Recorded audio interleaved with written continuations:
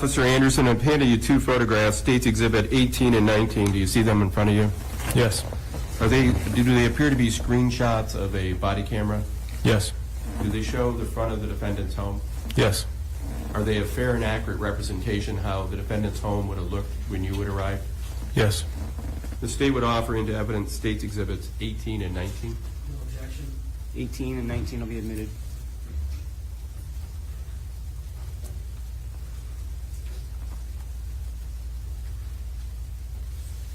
Permission to publish? No. Starting with States Exhibit 18. Officer Anderson, can you describe in this photograph, there's an officer standing in front or in the driveway. Do you know who that is? Deputy Broom. And there's looks like on the right-hand side of the photograph, the bottom right-hand of the photograph, do you recognize whose car that is? Yes. The light blue Ford pickup would be the defendant's truck. And then behind the defendant's truck? That'd be Deputy Broom's patrol car. Okay. I'm going to go to the next photograph, States Exhibit 19.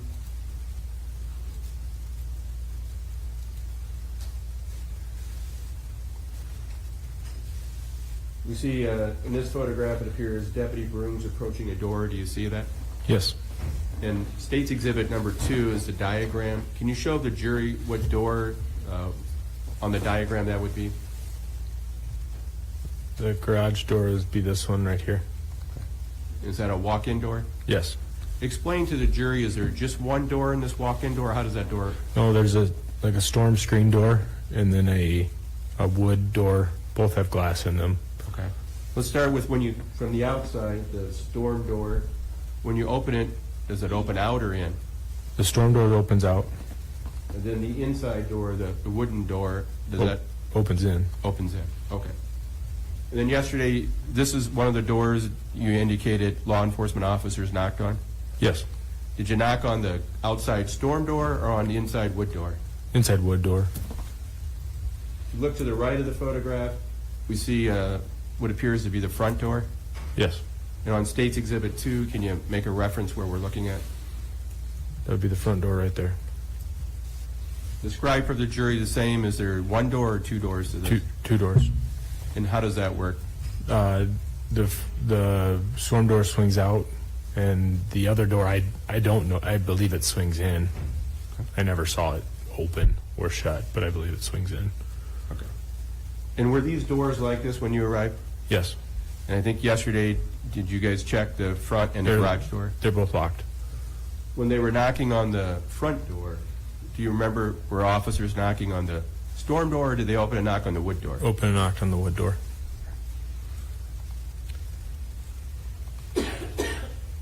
And when you arrived, you see the windows here. Did you try to look in the windows? Could you see anything? Yes, I looked in the windows.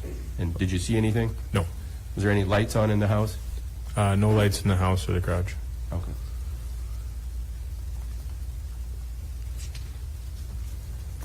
At some point, did you see a non-law enforcement person come to the scene? Yes.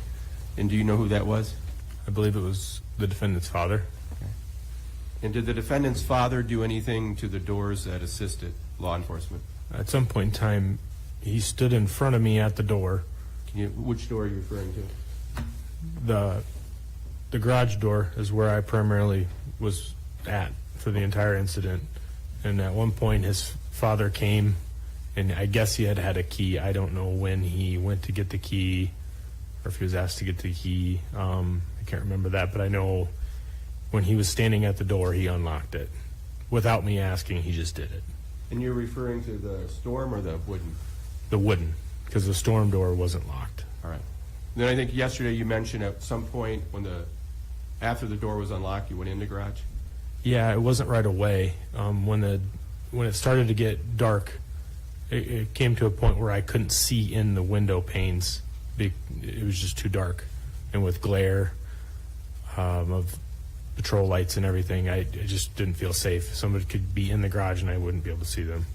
Okay. Before you went in the garage, you mentioned you and Deputy Broom knocked on the doors. Did you see if Chief Frost knocked on doors as well? Yeah, at some point, every one of us, I believe, knocked. How many times each person knocked, I can't remember. Not just knock, did anybody say anything as well? Sheriff's office, come out with your hands up, or we're not going to hurt you in that capacity. I don't know if Chief Frost, I don't know if he would have said sheriff's office, but I know that's what I said. All right. So then you said you wanted to go in to turn the garage light on, and the reason you wanted to do that was for what? Safety. I just couldn't see. All right. And would that have been captured also if you went inside from screenshots of a body cam? Yes. All right. I'm going to show you some additional photographs.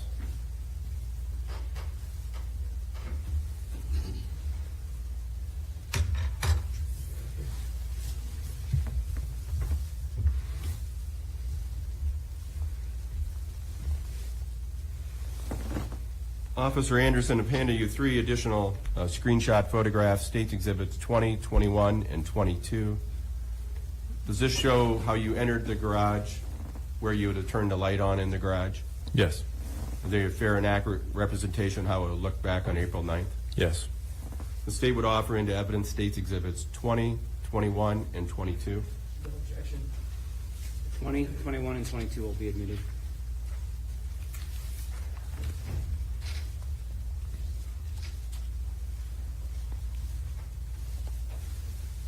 Permission to publish, Your Honor? Yeah. We'll start with State's Exhibit 20.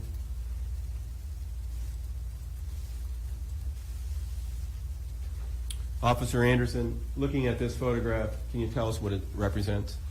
I'm standing in front of the garage walk-through door, and in front of me is who I believe to be the defendant's father. What looks like wearing some type of blue Jean jacket, yep. Is this right after he unlocked the door? Yeah, I believe so. Okay. Now, did you allow him to go in? No, I did not.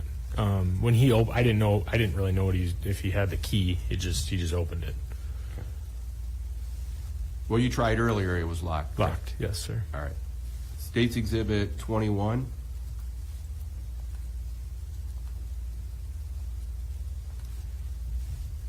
What does this show? The light switch that I turned on. Okay. And then on State's Exhibit 2, can you show the jury the approximate location where you turned on? I think you mentioned first you tried a different light switch yesterday. So in the defendant's father, there was a light switch as soon as you went in the door, it would be right here.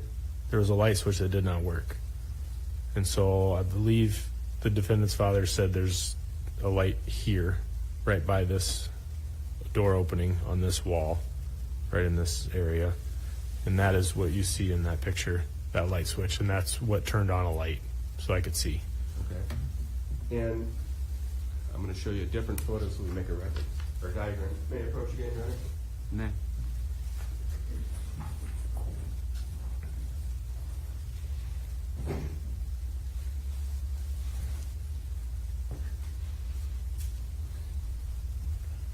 Officer Anderson, I'm showing you an enlarged photograph of a screenshot, State's Exhibit number 4. Yep. Do you see that? Yes. Does this show the doorway going into the landing of the house? Yes. This would have been taken after the shooting, Yes. but is it a fair representation of how that area would have looked? Yes. State would offer into evidence State's Exhibit 4. No objection. Exhibit 4 will be admitted.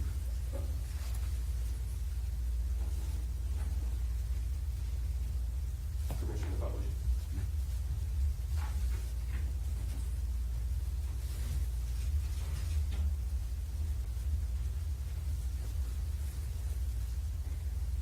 So if we look at State's Exhibit 4 for a second, this shows the entryway from the garage into the house. Yes. You see there appears to be an opening there. The door is open. Yes. When you first arrived and went into the garage on State's Exhibit number 21, was that door closed Yes. and the light switch was off? Off. And then what did you do? I just turned that light switch on. Did you open that door? No. Then I'm going to put up State's Exhibit 22.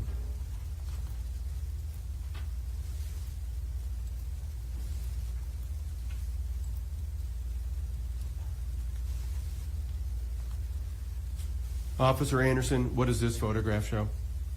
After I turned the light on, I went back to my position at the door, but I didn't have the screen door open anymore. I had it closed. At some point I opened it, but I left it closed.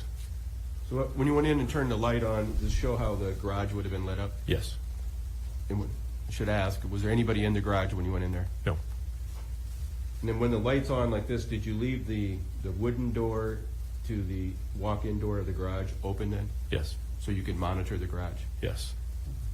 With the glass, there was too much glare. That was why it was hard to see through. So with that, I could see. So then I felt more comfortable. Sure. And at some point, did you keep open the screen door as well? Yes.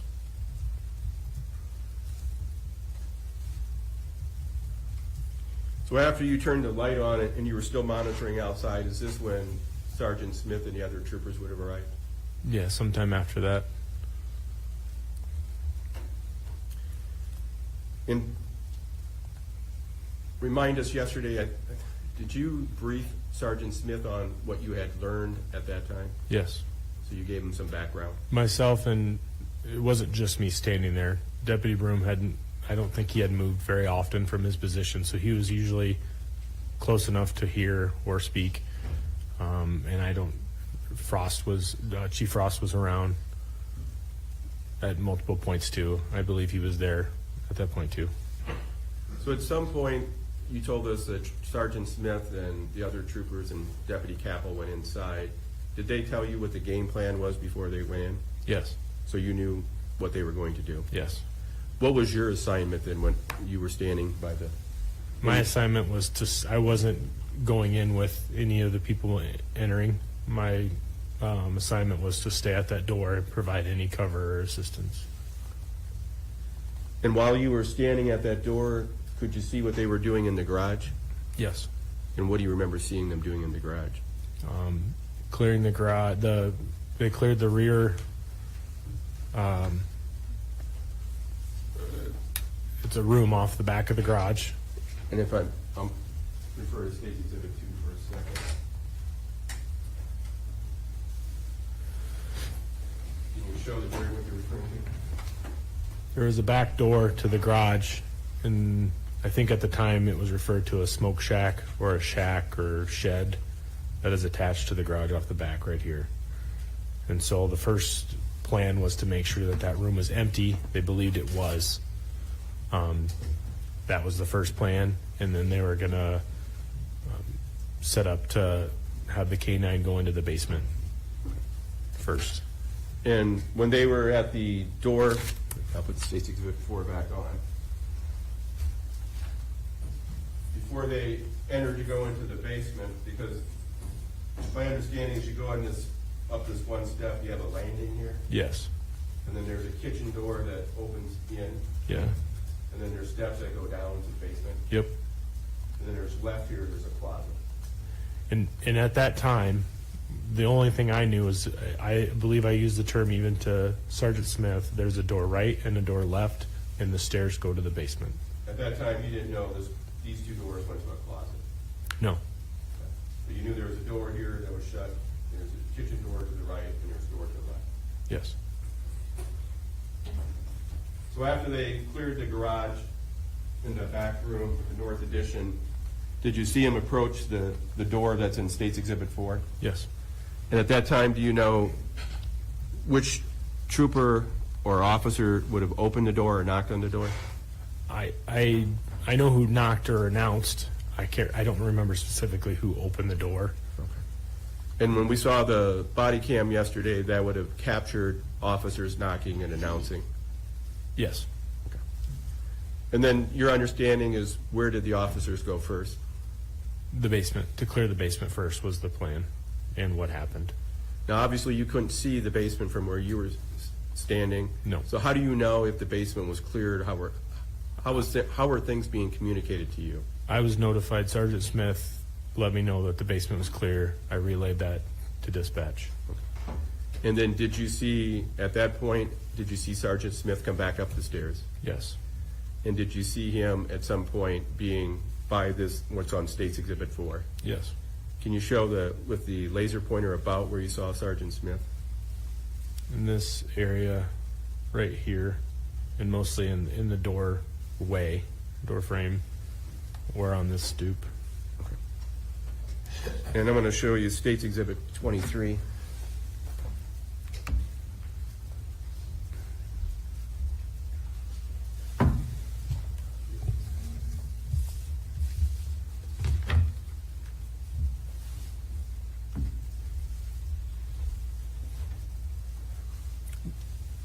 Officer Anderson, State's Exhibit 23 that I handed you, is this a screenshot from your body cam? Yes, sir. And does that show the location of Sergeant Smith after he came back up the steps? Yes. The state would offer into evidence State's Exhibit number 23. No objection? Exhibit 23 will be admitted.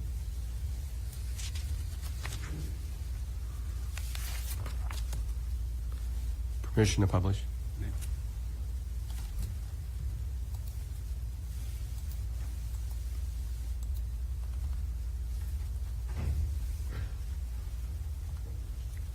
So we're looking at State's Exhibit 23. This would have been the view you would have had? Yes. And when Sergeant Smith was at this location, did you hear something that caught your attention? Yeah. He said gun. Okay. Or stop, or his voice raised, and I heard the gun and get back. So after you heard Sergeant Smith say gun, did he stay or was he moving at that time? He was moving backwards. Okay. What did you see or hear next? I heard a loud, hollow shot. And when you heard that loud, hollow shot, did that sound like any type of gun that you were familiar with? A shotgun.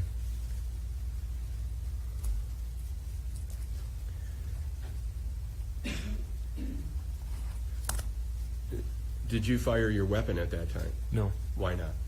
Crossfire, not safe. I had a really bad angle. What did you see or hear next after the shotgun? I heard return fire. That sounded different. I don't know how many shots. I heard return fire, and I saw Sergeant Smith lowering back to the ground.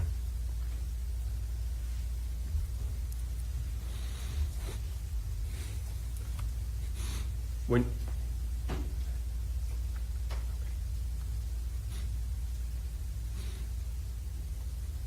you need any? Okay. Officer Anderson, do you remember what you saw happen after Sergeant Smith went to the ground? Trooper Lively, who I didn't really know at the time. I just knew he was the taller trooper that I didn't know. Started pulling him back. I remember not knowing where everybody was in the moment, so all I could see was Sergeant Smith, and who was Trooper Lively. There was call outs on the radio, shots fired, and I know a call for medical, and at one point I stepped forward, but then I stepped back because I knew I couldn't go in front of that door. And why not? Because from my training in that, I know that's like the fatal funnel. If you walk in front of that, you're going to either be a problem or create one.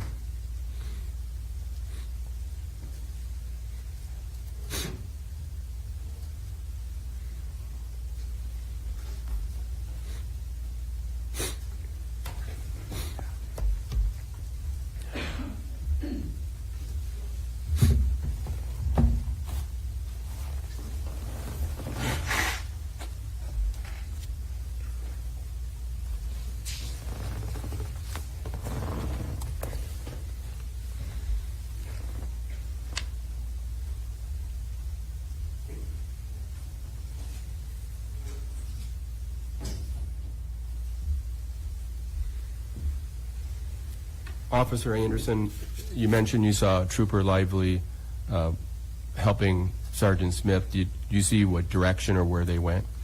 Yes.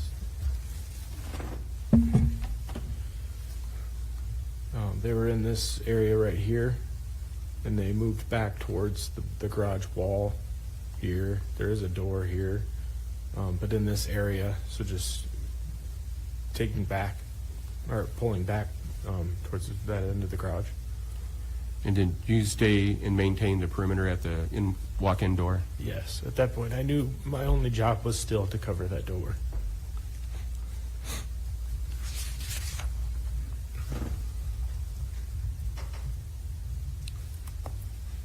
While you were covering that door and you saw Trooper Lively move Sergeant Smith, did you hear anything from inside the kitchen later?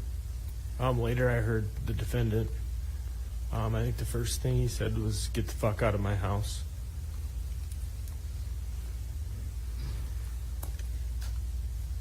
Could you tell what area of the house the defendant was in when he was yelling that? Or was he saying it or yelling it? Very monotone but loud, Okay. with no emotion in his voice. And do you know what area he would have been in? Yes, it was coming from right here, because I was standing right here. So what I could hear sounded like it was coming just like right on the other side of the wall. And just so for the record, you're referring to the kitchen area? Yes, sir. Did you hear something after that the defendant say? He said something to the effect of come in and start shooting. And at one point he said something to the effect of, "I'll kill you like I killed your buddy."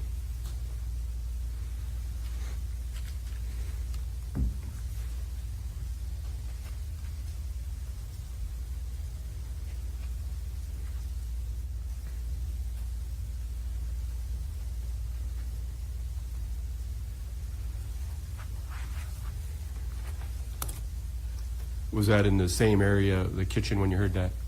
Yes.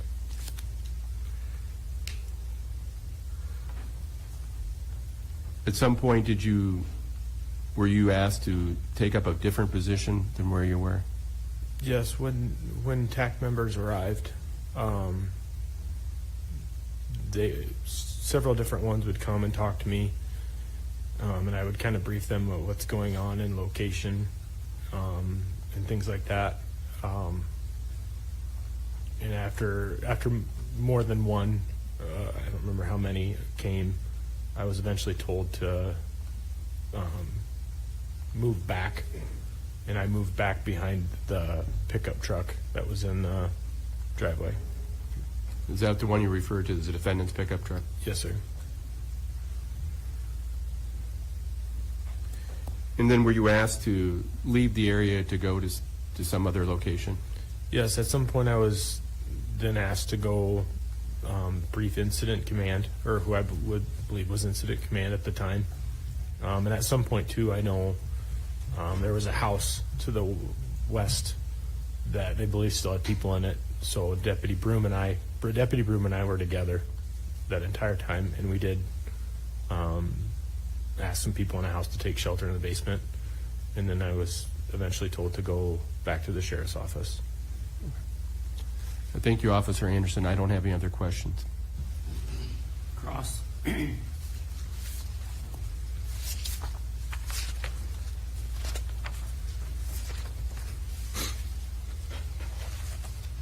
you, no questions.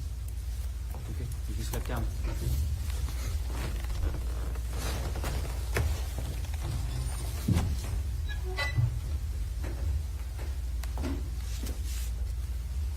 Care to call your next witness? Yes, Your Honor. The state would call Mitchell Kappel.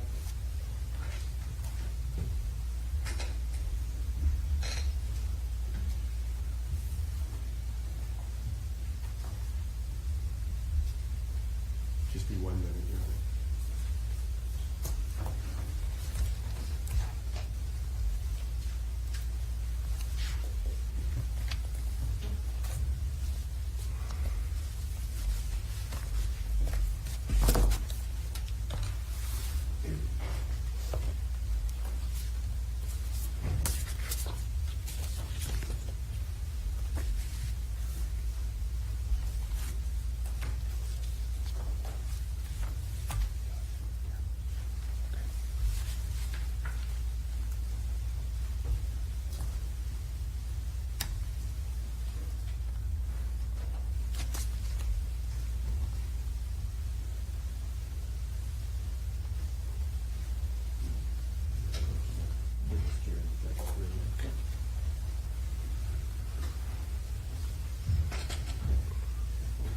Do you swear or affirm the testimony you're about to give will be the truth?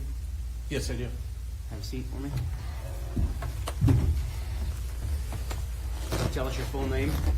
Mitchell Joseph Kappel, How you spell Mitchell? Mitchell. And your last name? Kappel, Kappel. Thank you. Counsel? Thank you. Trooper Kappel, where do you work? I work for the Iowa State Patrol. And how long have you been doing that? I was hired on July 27th was my starting date, Of what year? 2001. 2001? 2021, sorry. That's okay. Before you became a trooper, where did you work? I worked for the Hardin County Sheriff's Office.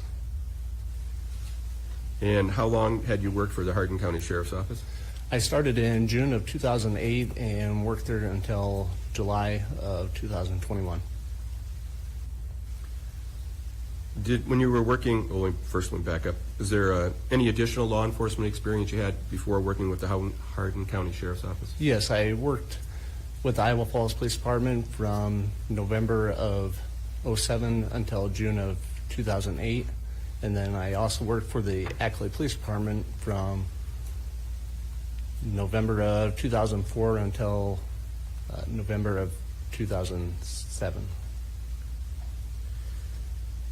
First of all, did you graduate from high school in Iowa? Yes, I did. Where did you graduate?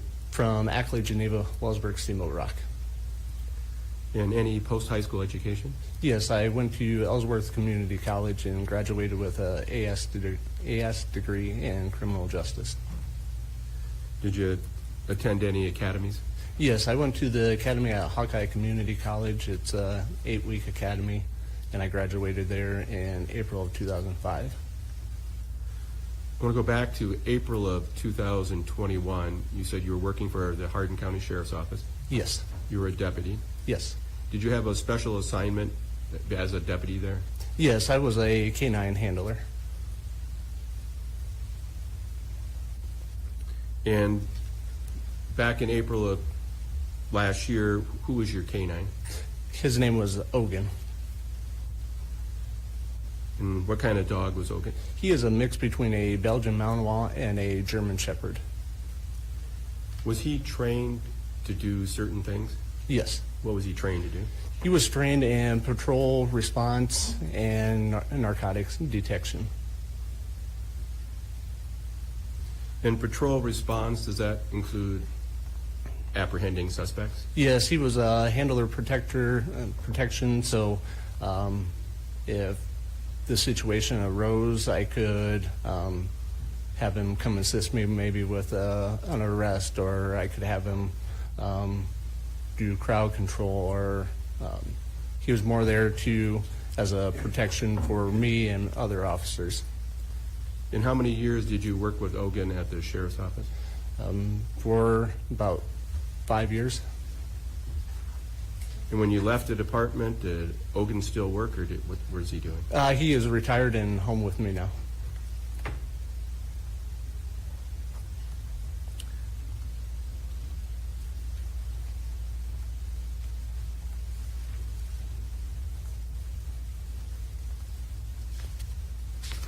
I'm going to turn your attention to April 9th of last year. Did you get called in to assist in this case? Yes, I did. And when you got the call, were you on duty? Yes, I was. What was your understanding where were you going to go? My understanding is I was going to Grundy Center to help with assist with a barricaded subject. And was your assistance for you and your dog, Ogun? Yes. So when you arrived in Grundy Center, where did you go? I'm not sure the address or the location. I know it was on Highway 175. I met with Chief Frost, Trooper Statmuller, and Trooper Barnes. Without getting into what everybody said, were you briefed in what was going on? Yes. And what was your understanding? Was there going to be somebody that was assigned to kind of be the leader of your group? Yes, after speaking with them, I first asked if the TAC team was coming. They advised no. We have the leader of the TAC team was also en route, and then he would make the call. And to your knowledge, who was the leader of the tactical team coming? They said Sergeant Smith was. Sergeant Smith arrived. Yes. And when Sergeant Smith arrived, did you and other officers sit down and talk with him and devise a game plan? Yes, Sergeant Smith asked me if I was the K-9 handler and asked how we should approach the house. Okay. And did you give him your input? Yes, I did. What input did you give him? I advised him that since we thought the garage was clear, knowing that a deputy was posted on the door, that we could clear the garage without my dog. And then once we clear the garage, and then we can, it was planned to do the main level of the house first and then do the basement second. Okay, so when you decided to go inside the garage, we have State's Exhibit 2 over there. Do you know which door you guys would have entered? Yes, it would have been the door on the south side, just, I think there's a laser pointer in front of you there. okay. It's the red, yeah, there. Okay. We would have entered this door right here. And was there a particular, when you guys go in, is there a talk about who goes in first, who follows your assignment? They went in first. I kept my K-9 back just because of, I think with everybody around, he knew what his responsibility was going to be. And so I kept him back so I could keep control of him, and then they could search the garage further. And kind of explain for us, when you're going in there, Ogun, is he, are you just holding him by the collar, or how do you control him? I put a bulletproof vest on him so it has a handle along the backside of his vest, and so I'm actually holding his leash in one hand and the vest in the other hand. He has a handle there that I can hold him with. So I keep him close next to me and his leash right next to me as well. And is your leash a normal, like 4-6 foot leash, or? I put since we were going to be doing a building search, I put a 30-foot lead on him, which is a 30-foot leash. So when you mentioned you had Ogun put his vest on, and does his vest is he marked as a K-9? Yes, it says Sheriff K-9. And how about you? How were you dressed back then? I was working for the Hardin County Sheriff's Office, so I had my green, sheriff green pants on with a light blue stripe on the side. I had my sheriff long sleeve shirt on with my sheriff coat on. And so when you went in the garage, you weren't the first one going in. No. Did you see if any officers cleared the garage? Yes, I watched the officers when they entered the garage. I went in with them.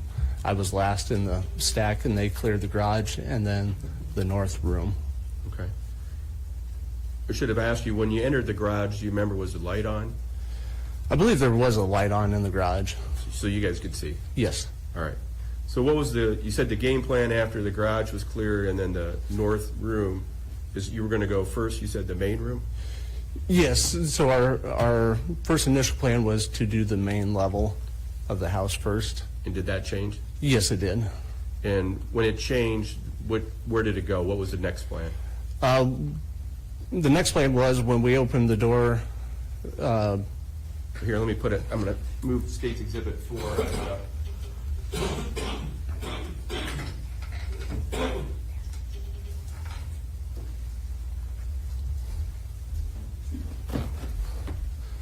So when we opened up the door. Okay, just a second, I'm sorry. Sorry. You're doing fine. I just want to make sure it's clear. When you first got there, that door was closed? Yes. Okay. Go ahead. So when we had the door open, it was decided Sergeant Smith was here. I was posted on the right side, and we decided that with the being wide open and going down into the basement, that we could not safely clear the main level without being able to post on the stairwell. So it was decided that we would do the basement first, and then we could post, have people watch the door, and then we could clear the basement first, and then we felt safe that we could approach the main level then. Okay. So, Trooper Kappel, if I understand, so when you guys opened that door to the landing, Yes. you noticed, was the kitchen door to the right, was that closed? Yes, it was. And then when you're on the landing, there's no door going down the steps? Correct. It's just open? Yes. Because of that, that's why you guys decided to clear the basement first? Yes. Now, when you're in this doorway, do you just walk in? Do you announce? What happens? We didn't walk in. We just stood right here on the door frame, and Sergeant Smith was here, maybe posted out a little bit, still taking cover from the wall. I was posted on this side and had my dog, my canine, posted just a little ways in front of me. He's usually, I either place him in between my legs or I place him on the right side, just depending on the room that we have. So what are you guys doing? Are you announcing anything? At that time, I made my announcements with my canine. My announcements is Sheriff's Office Canine. We knew the subject's name, so I announced Sheriff's Office Canine. Mike, make yourself known or my canine will bite you. I announced that 3 times, and then at that time, Sergeant Smith asked if I could keep my dog quiet, and then he made announcements as well. And then once he was complete, I again made another announcement. So when you said your dog will bite you, is he trained when you give him the command to do that? Yes. So what happens when you guys are at the doorway? We had no response. We didn't hear anything. So at that time, we just made the decision that I took my canine off leash, and I allowed him to run down in the basement. I gave him the command to go find him. Okay. Now, when you allowed him to go down the basement, do you have a lag time before you do anything, or what happens? Yes, I usually kind of listen and watch him to see what he's doing, because you can usually hear him if he's maybe in odor or if he's maybe spending time somewhere else. So I gave it, I would say, maybe 30 seconds to a minute, and then I started going down the steps to watch him further and to check his search pattern. Is he trained if he would find somebody in the basement, does he bark, or is his command to find somebody then bite? It's to bite him. Okay. And do you train for a certain location to bite? Our main area to bite is on the arm. Okay. And did you hear anything that caused you concern when you allowed Ogun to go down there? No, I did not see him make any, I did not see any signs of that he could or smell anything of somebody else down there. Okay. I want to show you another diagram. May I approach, Your Honor? May I?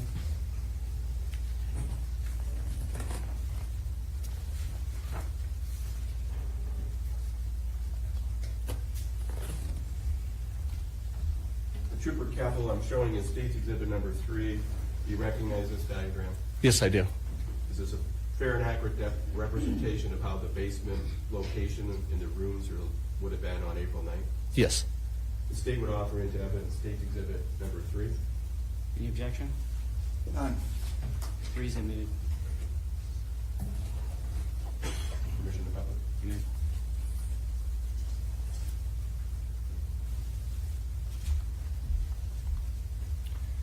Trooper Kappel, so kind of with the laser pointer, if you can, show the jurors when you went down the steps what happened for you guys clearing the basement.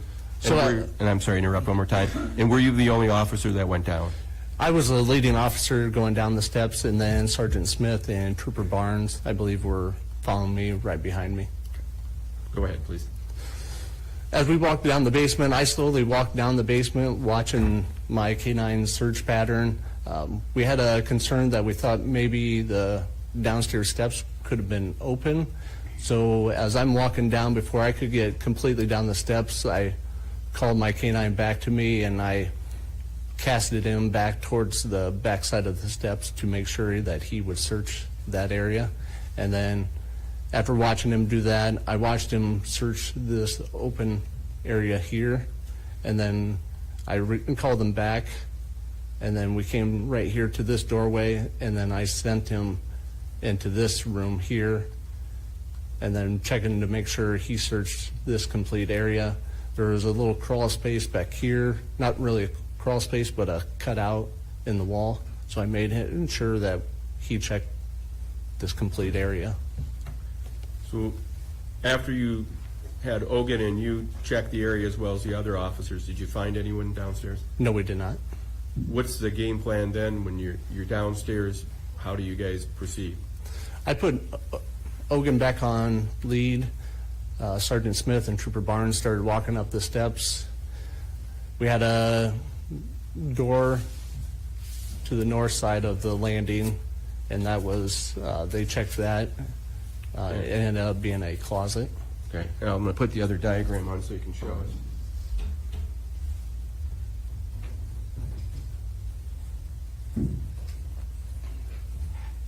This is State's Exhibit number 2.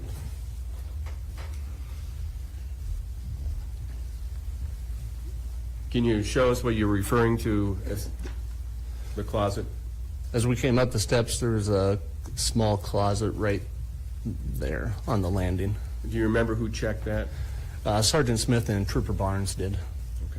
Okay. Could you see when they opened it there was anything inside? No, I could not see. I believe they said that there was gun cases in there. I asked if there was guns in there, and I believe it was decided that there was maybe 2 long guns in there with 4 shotgun cases. And you mentioned the steps. I'm going to show you a couple of pictures of those in the landing.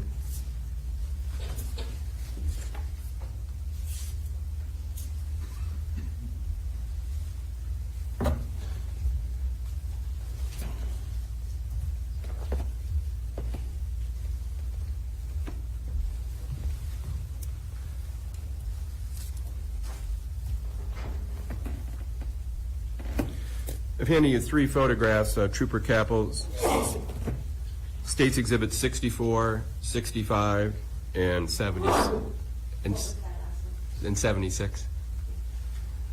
Trooper Kappel, these photographs were obviously taken after everything happened, correct? Yes. But do they show a fair and accurate representation of how the steps looked and how the landing was? Yes. The state would offer into evidence State's Exhibits 64, 65, and 76. No objection. 64, 65, and 76 will be admitted.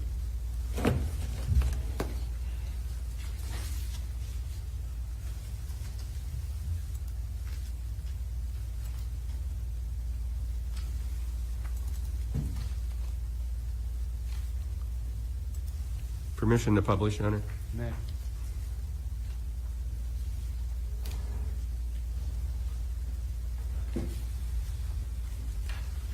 Starting with State's Exhibit 64. Trooper Kappel, can you explain, at this photograph, you said you started going up the steps. Were you able to go all the way up the steps when you were done clearing the basement? No, I did not go all the way back up. About where were you in the steps when you were going back up? I think as we're That laser pointer I may have to give you. May I approach again, Your Honor? You may. This one won't absorb on the screen, so I can try this.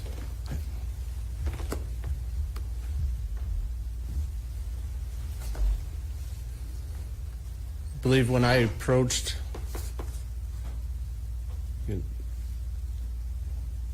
I was about maybe halfway up the steps. Okay. And was Ogun beside you, behind you, in front? He was beside me. Okay. And at that point, where was Sergeant Smith and Trooper Barnes? I believe they both were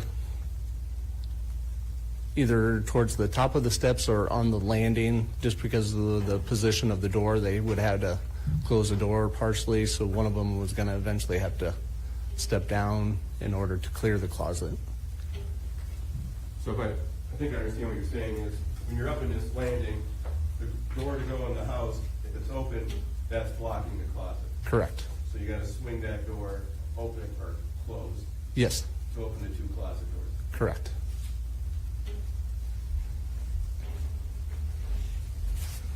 Next, I'm going to put up State's Exhibit 65.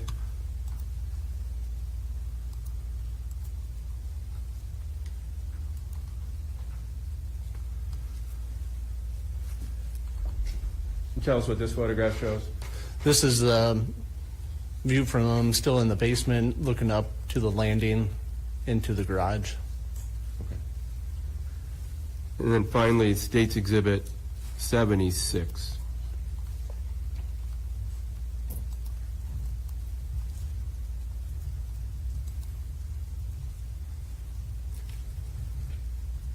tell us what this shows? This is going to be the view from where you're out in the garage, looking down into the basement, and then the landing, and the door on the right would be going into the kitchen. This is just about where I was posted when I gave commands. Okay. So that's before you went in the basement. Correct. So now, at this point, we got Sergeant Smith and Trooper Barnes are in front of you Yes. after the basement was cleared, Yes. and they're up by the landing area. Yes. And do you know, was that kitchen door closed or open at that time? It was closed. So after they went into the closet, Sergeant Smith and Trooper Barnes, what is the next thing you remember happening? They cleared the closet, and then Trooper Barnes and myself switched positions. And where would you have been if you have that green laser pointer? Can you show us about where you would have been after you switched positions? I came up to, I was as best as I could be on this top landing, maybe my 1 foot still on the one step down, just because the landing was just a small, maybe 4x4 area, possibly. And Ogun was where with you? Ogun was just to my side. I think I had him pretty close to the door frame because I always heal him on my left side. And at this point, do you have a gun out? No, I do not. Why not? My main concern is to take care of my canine, control my canine, and just with my gun out, that would just cause more things to go through your mind mentally, and my main concern is to control my dog. And the other troopers that I was with, they had their guns out. So what happens when you're up at the close to the top of the landing? Where's Sergeant Smith? Sergeant Smith is posted up just about right where I was posted up before we went in to search the basement when I was giving commands. And at that point, did you guys do anything with the kitchen door that was closed? As he was posted up pretty much on the landing, and I was on the landing as best as we both could, I checked with him to make sure he was ready for me to open up the door to make sure that when I opened up the door, it would be safe. So I looked up at him. He gave me the acknowledgement that he was ready, and so I reached up with my right hand, and I slowly turned the knob and opened up the door really quick, just as we were trained. Okay.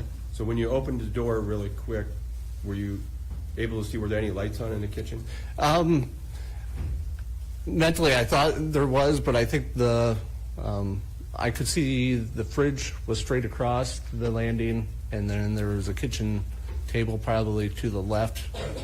And so it looked like to me there was a light on, but Is there a light on above the landing there? yes, there is. Is that on? Yes, And would that shine in a little bit? yes.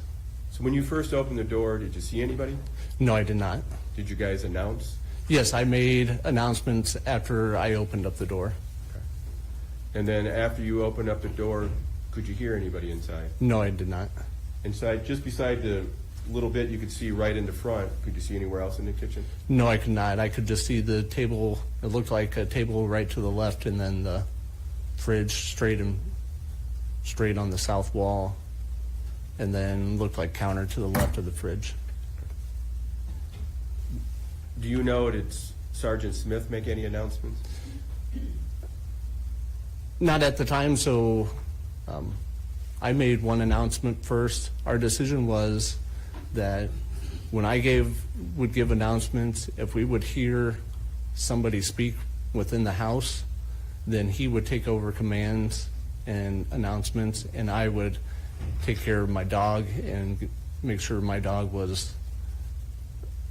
address the threat if need to be. And after you made your announcements, what happened? So I made one announcement, and then we heard a male voice within the house. Could you tell where in the house?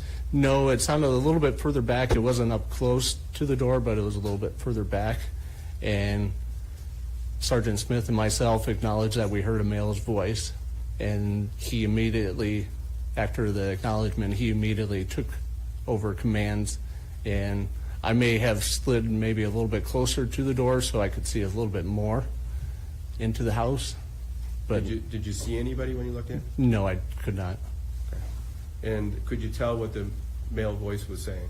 No, I didn't. My dog was, usually when I'm giving commands, my dog is also barking at the same time, as that's part of the, our job is when I give commands, my dog barks at the same time, so it's a double notice that law enforcement is here. So they with know my- you have a dog? Yes. Okay. So what happens when Sergeant Smith takes over? Sergeant Smith takes over command. He gives one announcement. I'm not for sure if he gave another one, and then we did not get any response. So I took over announcements again, and I gave one announcement, and I think I was on maybe my third announcement, and then Sergeant Smith said I could see him, and then, and he had his gun in the ready gun, so it was pointed down. Who's he? Sergeant Smith, sorry. That's okay. Sergeant Smith had his gun pointed down. It was never pointed up. But then when he said he could see somebody and then says gun, you could see him raise it up. So you heard him say gun? Yes. What did you see or hear next after you heard Sergeant? Did Sergeant Smith stay there when he said gun? It appeared when, as I'm backing up, because I think I'm right in the middle of the crossfire, I back up and take a couple steps down. I notice Sergeant Smith take two steps back, and as he's taken 2 steps back, that's when I heard the gunfire between. So what's the first thing you heard? I heard gunfire on both sides of my ear. Okay. And from where you were sitting, or not sitting, but standing on the steps, could you see what was going on? I could see dust from probably the rounds hitting the door frame. Okay. Do you know how many rounds you heard?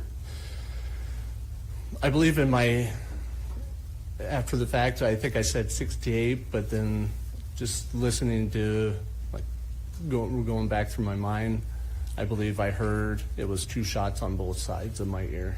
Okay. And could you distinguish from where you were the difference in sound between the shots? No, I could not. Okay. What did you do at that point?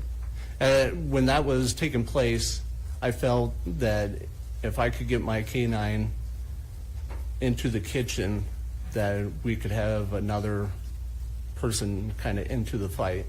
And so at that time when that was taking place, I reached down with my other hand. I was going to grab my K9, and I was going to try to get up close to the door frame, and I was going to throw my dog into the kitchen and have him help address the situation. Were you able to do that? No, I was not. Why not? Because by the time I was reaching down, when I looked back up, the defendant was in the door frame holding a black shotgun. Okay. And can you show us with the green laser pointer about where you saw the defendant? Defendant was just right on this landing right here, just right in the door frame. Okay. For the record, you're showing the door frame to the kitchen door. Yes. And when you saw the defendant, what did you see, if anything, that he had? He had a black shotgun holding it, one hand up on it was a pump action shotgun, so he had one hand up on the pump, the other one was down close to the trigger guard, and he was looking out into the garage. Did you see if he did anything? When he was looking out in the garage, I don't know if he heard me on the steps or heard us on the steps, and then he turned and looked right at me. We looked at each other, and when I noticed him turn and look at me, I felt I needed to address the situation as well, just because of what just took place and the fear. So I immediately drew my firearm and fired 2 rounds. Do you know where when you shot, where your shots went? I believe my first round was just right above the railing, maybe somewhere right in there. It probably was right in line with maybe the floor. And then my second round was further back, but up higher. And so for the record, you're showing on the steps there's a railing, and you're referring to the wall if you're coming up the steps, the left side by the railing. Yes. And after you fired your 2 rounds, what kind of gun did you have? I had a Glock 22. What kind of caliber? It's a 40 cal. And after you fired your two rounds, did the defendant stay in the doorway? No, he disappeared and went back. And Could you tell if he closed the door or not? not at that time, he did not. All right. What did you do? When I noticed the defendant in the doorway, I was actually going down the steps because when you're in the stairs, it's considered the fatal funnel. Okay, I'm going to put on State's Exhibit 64 again for you. I think that shows a stairway. Okay, go ahead, I'm sorry. So when you're in the stairwell, you're in they consider it a fatal funnel because you have nowhere to go. You're open. So I immediately started backing down with my K9 as I was shooting, and then I posted up here to the left side of this beam a little bit, maybe 7 feet back. Was anybody else in the basement beside you and Ogun? Trooper Barnes was. And do you know where he posted up? So to the right of this picture is entry into the other room in the basement, and he was posted up on that door frame. No. Put that diagram back up. State's Exhibit number 3. State's Exhibit number 3.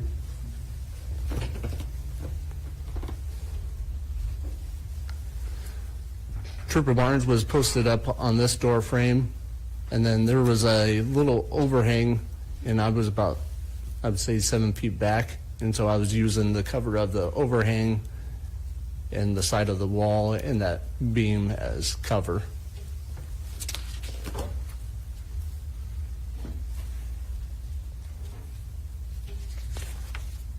So at that point, when you and Trooper Barnes are in the basement, what's the next thing you guys did, or what were you trying to do at this point?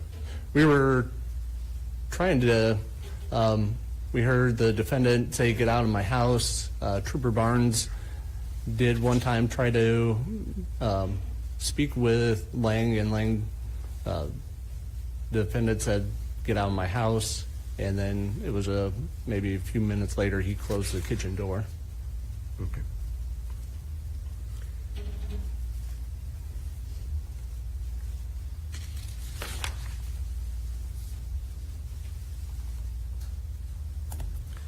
So when he closed the kitchen door, did you and Trooper Barnes just walk out of the house? No, we did not. Why not? Didn't feel safe to. We felt the stairs were creaky, so you could hear as you walk up the steps. He would have heard us, and we didn't feel it was safe to go up the steps at that time. How were you and Trooper Barnes able to communicate with officers in the garage or outside the house? Trooper Barnes was able to contact him. I believe he used his radio a little bit, but then he started losing reception, and then we started using our phone at the time. Okay.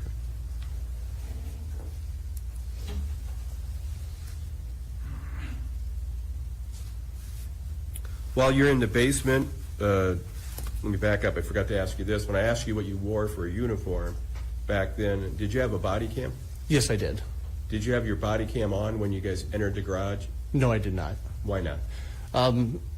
It was my decision to put turn my body camera on when we entered into the house. But as we moved up, we started stacking up, and I forgot to turn it on.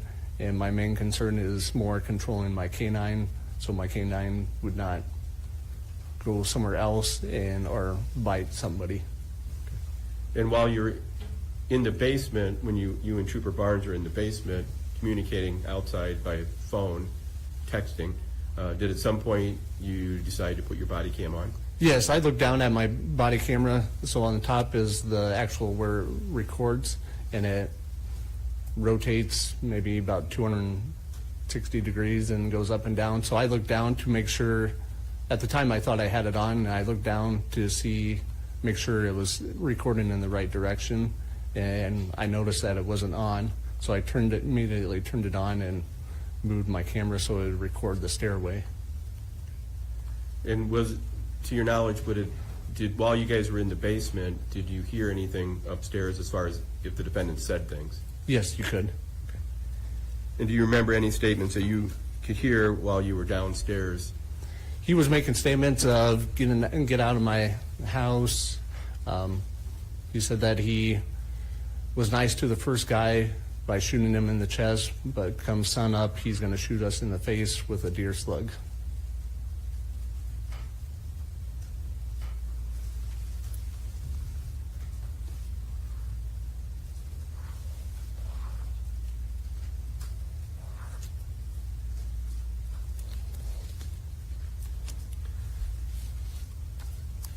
Trooper Kappel, prior to coming into court today, did the state review with you about a 3-minute segment of your body cam while you're in your basement, Yes, while you were in the defendant's basement? yes, And did this pick up some of the statements you could hear the defendant making? yes. And while he was making his statements, to your knowledge, was the defendant upstairs? Do you know where upstairs? Usually you could hear him walking around. I believe he was probably in the kitchen area at the time. Okay. And what you listened to on State's Exhibit 16, did it appear to be fair and accurate? Yes. The state would offer into evidence State's Exhibit number 16. 16, counsel?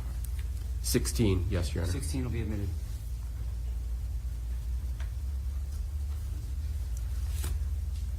And may we have a moment to move the speaker for the TV?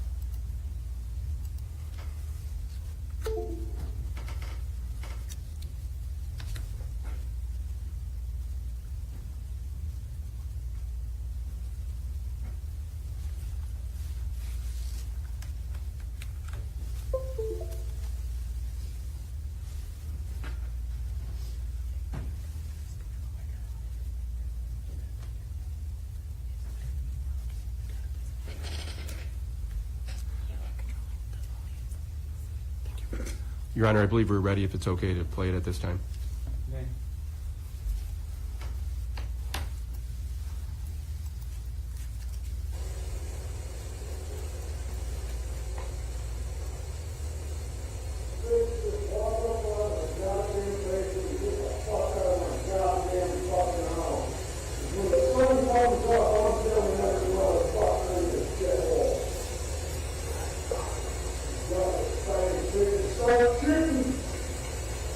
Get the fuck off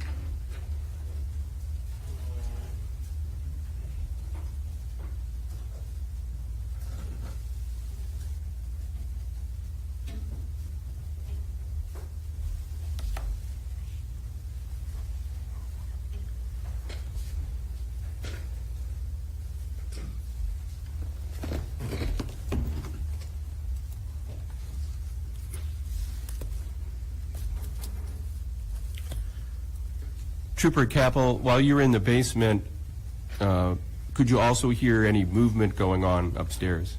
You could hear where he was moving at within the house. Could you hear different things that it sounded like he was what he was doing upstairs? Yes, you could. What could you hear? You could hear at when we were first posted up by the stairwell, you could hear him load up the shotgun, put more rounds into the shotgun, because you could hear him chamber the rounds.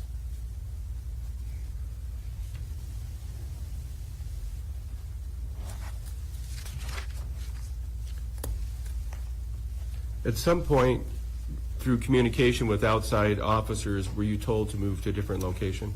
Yes, I believe one of the TAC team members was in the garage, and he signaled us to move it over into the other room.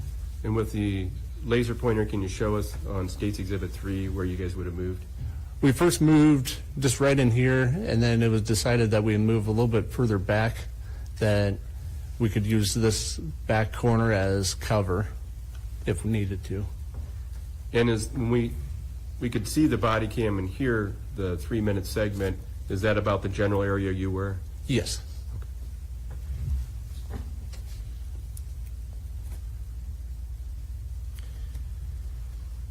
Could you hear any phones ringing while you were in the house? Yes, you could. What did you hear? You could hear his phone ring, and then he would answer it, and I believe he was talking to the negotiators. Could you tell by his voice tone, what did it sound like? He was still very agitated. He acted confused, but very agitated that law enforcement was there, and that law enforcement was in his basement still, and that they were just there in general. At some point, were you notified to move to a more secure location?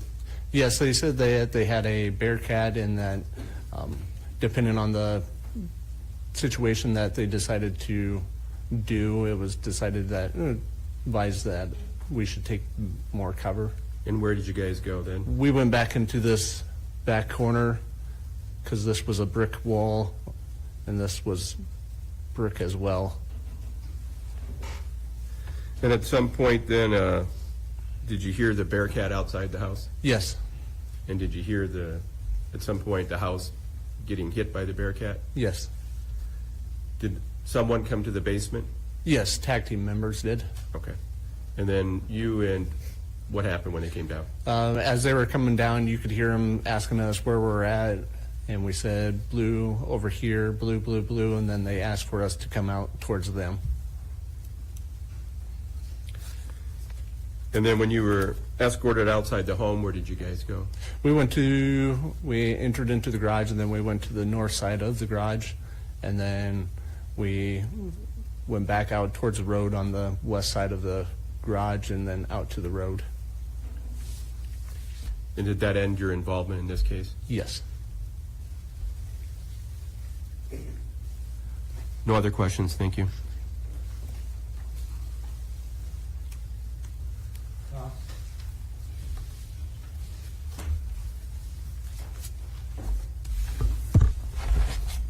Thank you, Your Honor.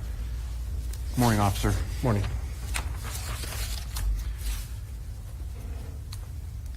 As I understand it, you at the time of this incident, you were a K-9 officer since 2016, is that right? Yes. Okay. And the training of that dog, Ogden, is that right? Ogun. Ogun, O-G-O-N? Is that- Yes. Okay. In part was for narcotics, and we're kind of familiar with that, sniffing out bags and that sort of thing. Yes. Okay. And then the other part was for officer safety, essentially. Yes. And that involves the ability to clear buildings or rooms, and if need be, bite a suspect or whatever. Yes. Okay. And the biting process, I suppose, is made to at least debilitate the suspect so that they're less of a threat to the officer. Yes. Okay. And is that on command, that you have to tell the dog to bite, or give them a bite command, and when they search, they know that if they find somebody there to bite? It was, so when we do a building search, depending on the situation, if it's just like, say we have an alarm at a building, I will keep him on a leash, because if there's no signs of somebody breaking in, I'll still bring him in with me, but I'll keep him on a leash. But in this type of situation of the acts that occurred, that's why it was a decision to have a vest on him and take him off lead, and the decision was to, if you find somebody, to bite him. And the idea, as I understand it, is to keep officers out of harm's way, Yes. and let the dog do the dirty work first, and then if the room is cleared, then you can enter the room. Yes. Okay. Now, when you first arrived at the scene, do you know how many law enforcement were at this house? Not 100% sure Okay. of how many. Were you aware that they had officers set up on the perimeter? I believe they said that they did. Okay. And when you ended up entering into the house, how many total officers entered into the house with you? There was 3 that went with me down, 2 other ones that went down with me into the basement. I believe there was maybe 5 of us. Okay. And I know that you were armed, but you didn't have your gun out at the time, but all the others that were in the house at the time, I believe, were troopers, is that right? Yes. And they had their rifles out. Yes. Okay. And I believe you described it, oftentimes they'd have it in a low but ready position. Yes. And ready means they could rise up quickly and fire. Yes. Do you know if, I know the knock and announce process, we've heard it already on what's happening. Was there a knock and announce made before entry was made into the basement? No, there was not. Not the basement, excuse me. Let me maybe move backwards, the garage. I thought maybe somebody else did, but I personally did not. Okay, and you didn't witness it? No. Okay. And do you know if there was a knock and announce before moving into the north room, north of the garage? Not that I know of. Neither one of those rooms you used your K-9, and that's simply because you had visual on it. Is that correct? Correct. And I don't believe, we've seen some maps of the area, but there weren't a lot of places for somebody to hide in those 2 rooms. Is that correct? I never went into the north room. I only was in the garage. Okay. But you were satisfied that both rooms were cleared before you went in with your dog? Yes. All right. Now, while you're in the garage, Mr. Lang made no offensive moves towards you. Is that correct? Correct. He didn't open the door and come out? No. Didn't open the door and have his shotgun out, correct? Correct. Okay. That was true when you were in the garage, and that was also true when you were in that landing going down to the basement. Is that fair? Yes. Your Honor, do I have leave to get up and deal with the exhibits? Thank you. I want to show you State's Exhibit 4.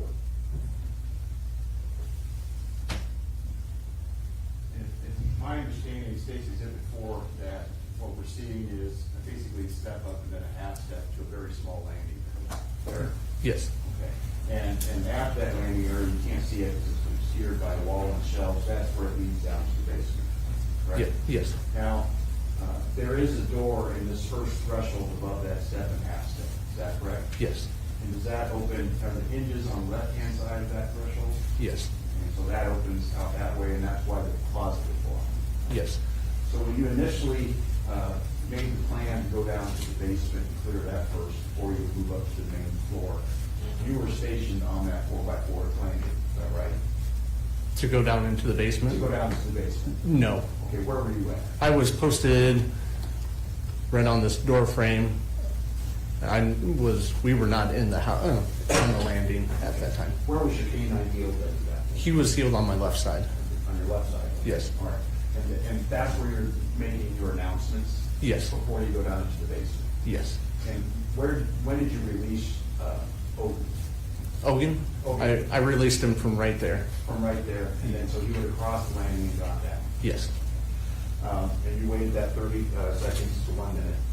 Yes. And the whole idea is, nobody wants to be on those stairs because you don't know who's down there. Right? Yes. I mean, before it's cleared. Correct. That's where the dog goes first. Yes. Okay. Then once you were satisfied that your canine had made the sweep, that's eventually at 30 seconds to 1 minute, that's when you decided to then go down the stairs. Yes. Obviously, to get when you had the dog healed there, were all the other officers behind you in the garage? Yes, and Sergeant Smith was to my left. It was to your left, okay. And that would have, at that time then, Sergeant Smith would have been roughly in about the same location as he was standing when ultimately he was shot. I do not personally know. Okay, okay. Because you didn't see that, is that right? Correct. You were down the stairs. Yes, all I saw was him taking 2 steps back. I don't know if he was still on the landing or his current location at the time. Oh, okay. Now, you were able to pass, you and the other officers were able to pass by that threshold and not have any interaction with Mr. Lang. Correct. Again, the door doesn't open up, a shot doesn't come out, he doesn't make any offensive moves towards you. Correct.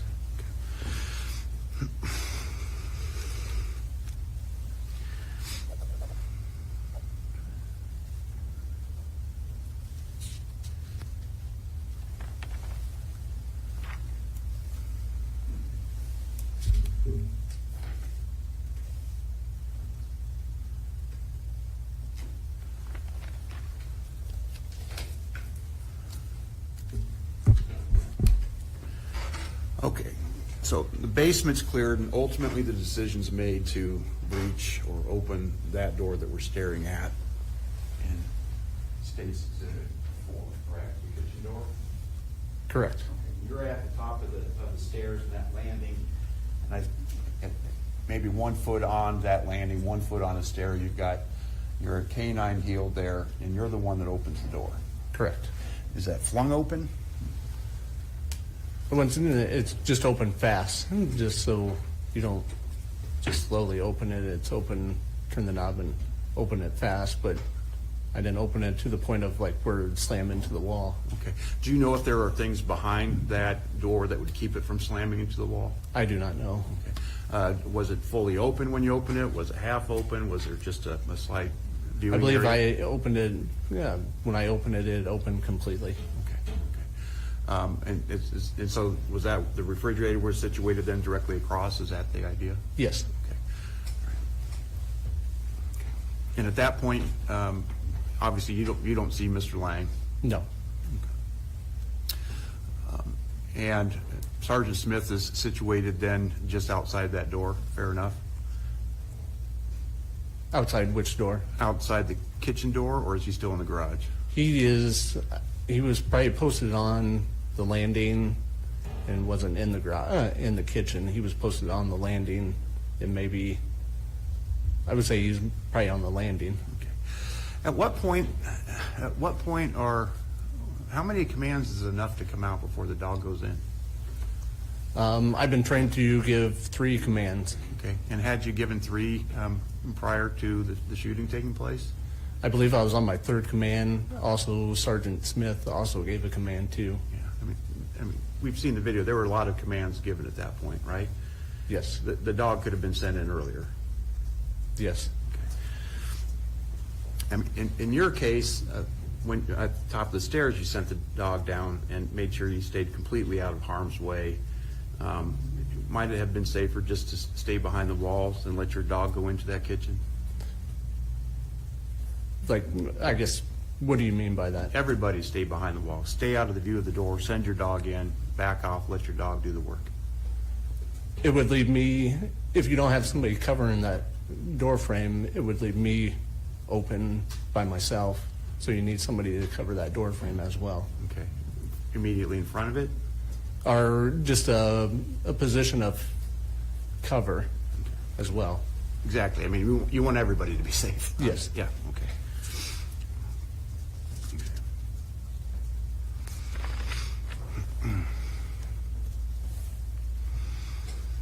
And I know you heard eventually the shots are fired.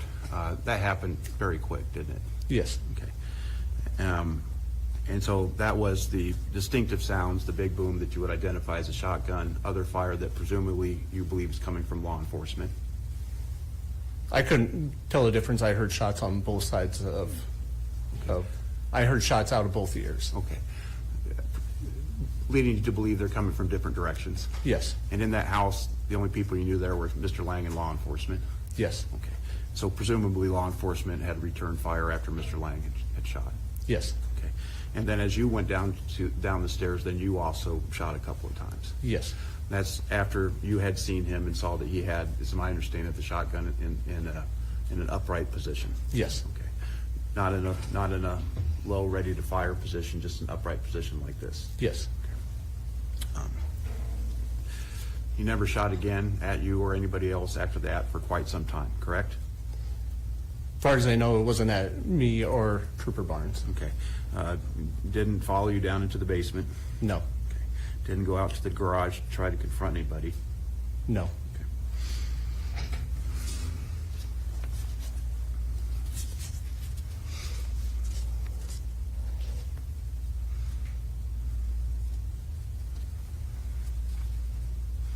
And that entire time, the sum and substance of what you were hearing Mr. Lang yell was, "Get out of my house." Yes. And as a matter of fact, it was, "Get out of my house." And I know he talked about sunrise, but he just wanted you out of the house so that nothing further happened, correct? Yes.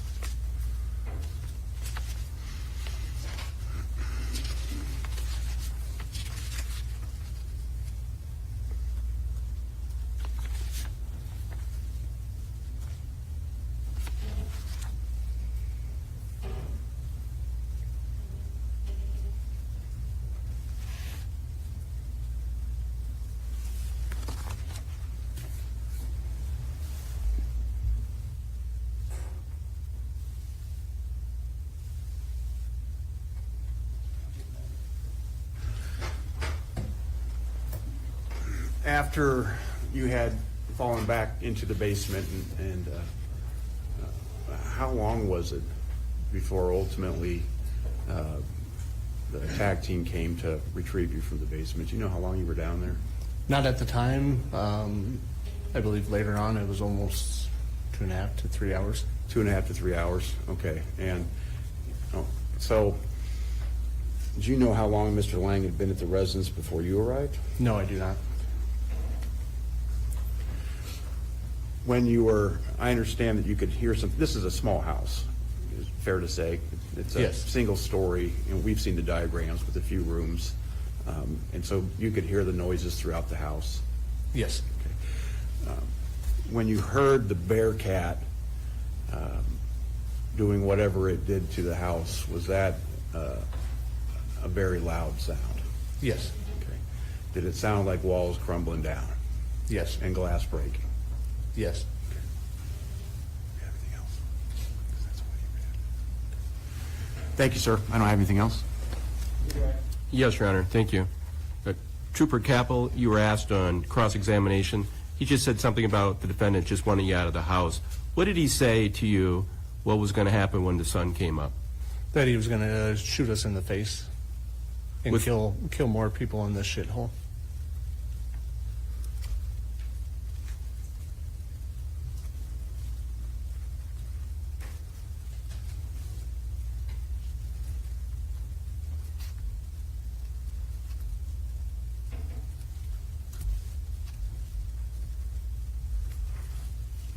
No other questions? Okay. Thank you. 10:30, folks, we're gonna take our mid-morning break. We'll take about a 15-minute break. The admonition during the break, I'll look you back at quarter two. All rise for the jury. Mr. Reinitz, only to speak to you during the break.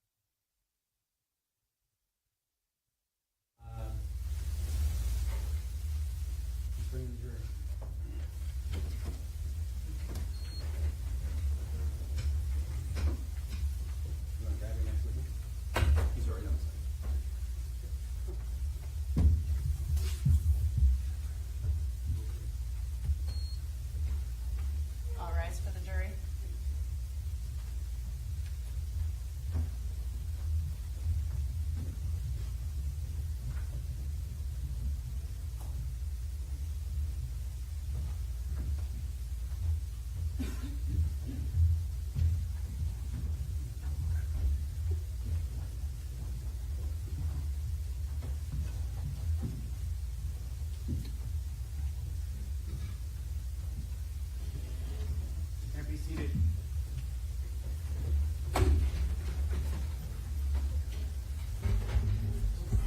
Hey, let's call your next witness. State would call Jordan Barnes to the stand.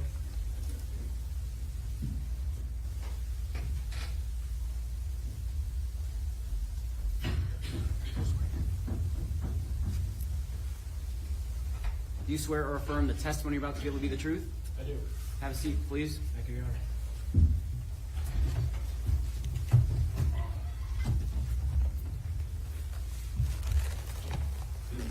Can you tell us your full name? Jordan Barnes, How do you spell your last name? Barnes. Thank you. Counsel? Thank you. Trooper Barnes, how long have you worked with the Iowa State Patrol? Since 2014. And do you have any post-high school education? I have a 4-year degree from Mount Mercy University in criminal justice. Did you attend the academy as well? I did. I want to turn your attention to April 9th of last year. Can you tell us if you were working on that Friday? I was. And how did you get involved in this case? I was notified by our dispatch that Grundy County had a short pursuit and had a barricaded subject that they needed assistance with. Where were you when you were notified? I was at the district office in Cedar Falls. So then what did you do? Myself and another trooper Statmiller, went en route from Cedar Falls straight to Grundy County, Grundy Center. And you and Trooper Statmuller, did you drive in the same car? We did Or not. ride in the same car? 2 separate cars. What happened when you arrived at Grundy Center? I met with Chief Frost, who briefed us on the situation. One of his officers had been assaulted by the defendant, and that short pursuit has ensued afterwards, in which one of Grundy County deputies witnessed the defendant walk into his residence. And after getting briefed on the situation, were you the person that was going to be in charge of the scene? I kind of took the lead. Okay. And then at some point, were you waiting for somebody? I had made a phone call to Sergeant Smith and let him know the situation. And how did you know Sergeant Smith? He was one of our sergeants. And at some point, did Sergeant Smith arrive? He did. And without getting into the actual conversation, did you and Sergeant Smith and other officers start getting together and talking about a plan? Yes. And after that was done, what did you do? Where did you guys go? After we decided what the plan was, we decided to walk up to the garage, which is the south side of the house. Okay. I'm going to put an exhibit up there for you.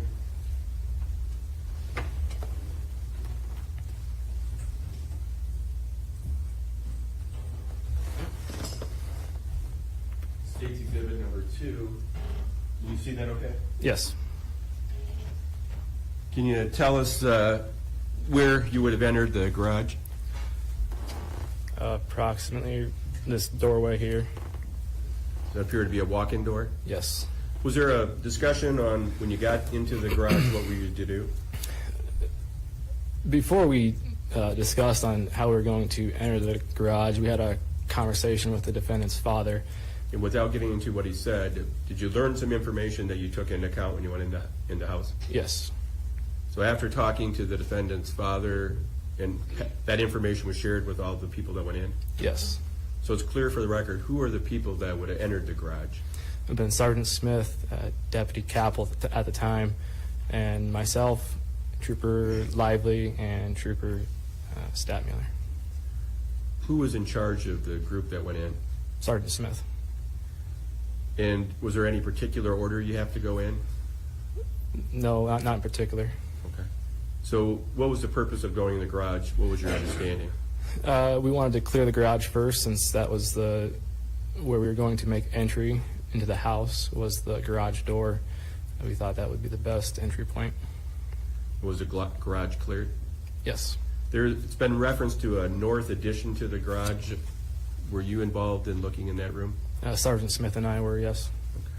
Okay. And did you find anybody in the north addition? No. So what happened next? After we cleared that north addition, We decided to, we would continue to make entry into the residence of the house. And can you show us on State's Exhibit 2 where you guys would have went? This is the stairs here. The garage door entrance to the house was here, and we stacked up on that entry, giving commands. And do you remember what type of commands were given? I believe Sergeant Smith stated, "Police, come to the door." Mike, come to the door. Deputy Kappel gave his canine commands. "Police with the canine, come to the door, or you'll be bit." And that kind of went back and forth for a couple volleys. Did you hear any response from inside the house? No. And then what happened next?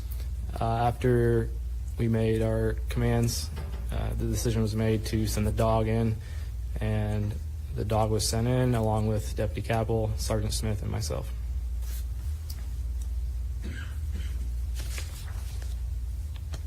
I forgot to ask you, what were you wearing when you entered the garage? I was wearing this uniform along with a black Iowa State Patrol jacket. And did the state troopers at that time, did they have body cams? No, That wasn't issued part of your equipment? it is not. All right. Were you wearing a bulletproof vest? Yes, And do you remember how Sergeant Smith would have been dressed? the same as I would have been.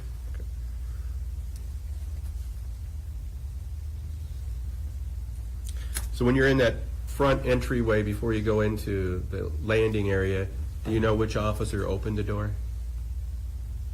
I don't recall which one. Okay. Do you remember there's a door to the kitchen? Do you remember if that door was open or closed? It was closed. Could you see, was there any, when you looked down from where you were standing in the garage, could you tell if there were any lights on in the basement? Not from where I was standing in the garage, but there was a light on in the hall stairwell. Okay, that landing area? Yes. All right. So after the commands are given, what happens?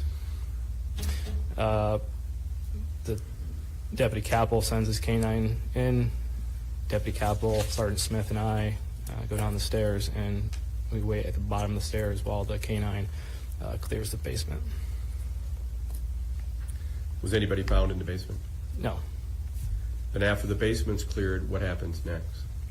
After we hard clear, after the canine clears it, then we clear it. We then stack back up on the stairwell, Sergeant Smith, myself, and Deputy Kappel in that order, going back up. Just so it's clear for the record, so not only did the canine clear it, Ogun clear it, but you guys actually do it yourself?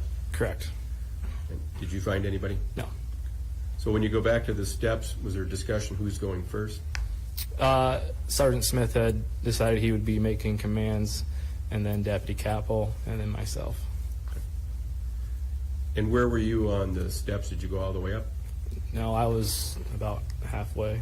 All right. I'm going to show you State's Exhibit. I think it's 65. Oh.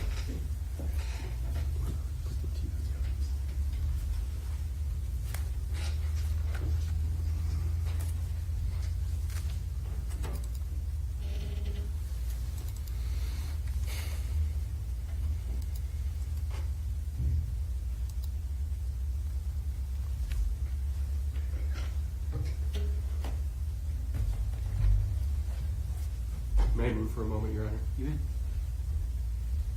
So Trooper Barnes, looking at State's Exhibit 65, there's two laser pointers, a green one, yes. If you would use that, can you show us about where you were?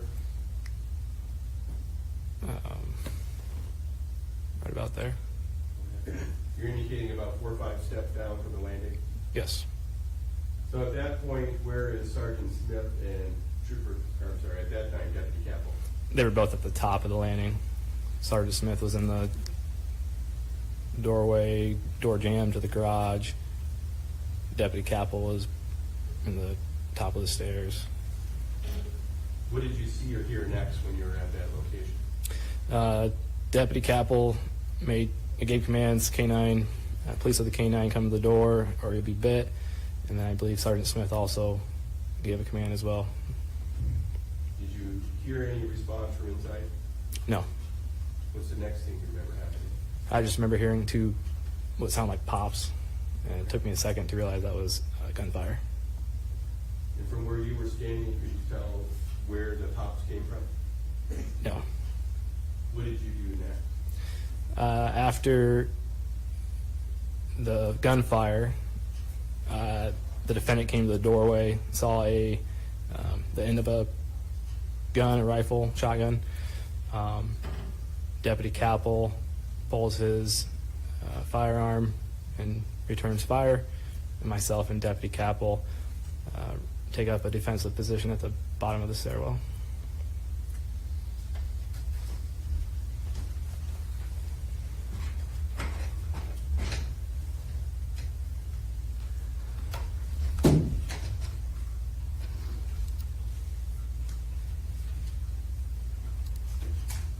Trooper Barnes, when you saw Deputy Kappel grab his gun, did you have your gun out already?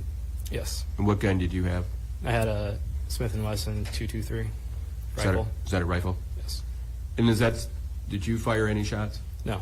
Why not? From my position on the stairwell, I would have shot Deputy Kappel.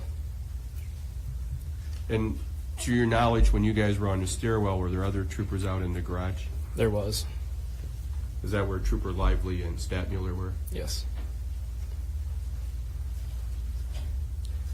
So you guys take position up. I guess I should ask you, when you were in the stairwell, and I should have done it when the picture is up there, did you see him actually open the kitchen door? The kitchen door. The officers did it? Yes. Okay. Deputy Kappel did. Could you see anything inside the kitchen? I mean, could you tell if the light was on or not? It was dark. It was dark in the kitchen? Correct.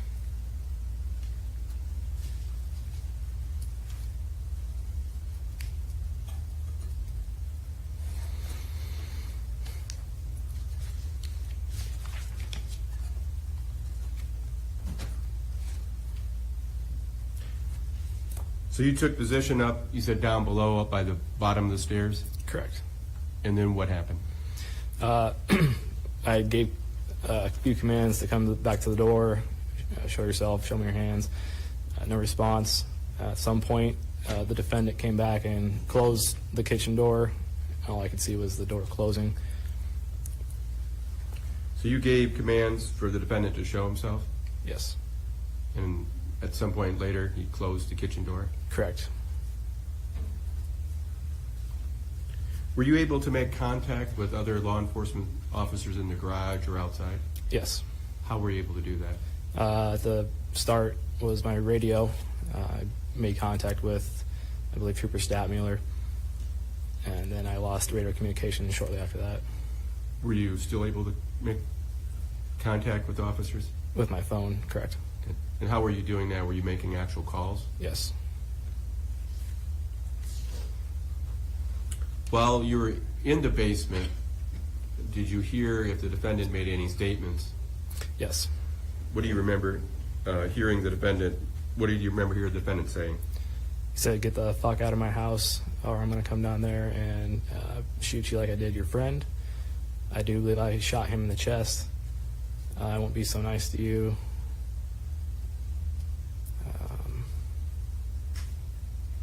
You can leave. I won't shoot you in the back. I'll be a gentleman." And he just kept reiterating those statements.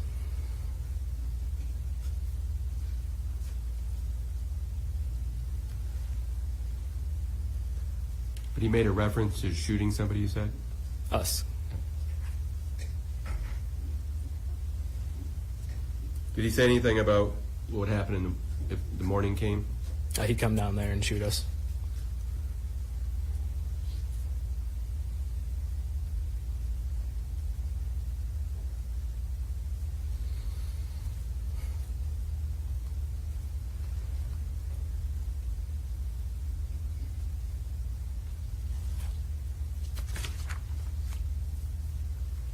While you were in the basement, could you hear, beside the defendant yelling and making those statements, could you hear him doing other things upstairs? Yes. What other things could you hear him doing? He reloaded a shotgun, distinctive loading of a shotgun. He used the microwave, opened up a few cans.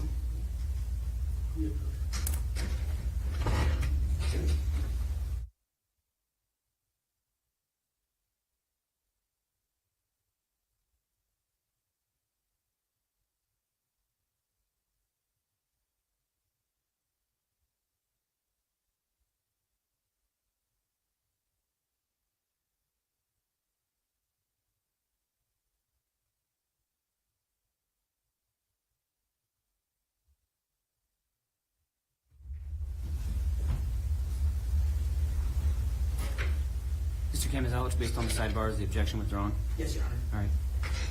All right. Do you remember the question that was asked, or would you like it repeated? Can you repeat the question? Sure. And I'm just going to make sure so we don't, any issues, I think you told us you could hear the defendant using a microwave. Correct. Did he sound like he was opening a can? Correct. You could hear that downstairs. Yes. Did you hear other sounds? Just besides loading the shotgun and then also using the sink.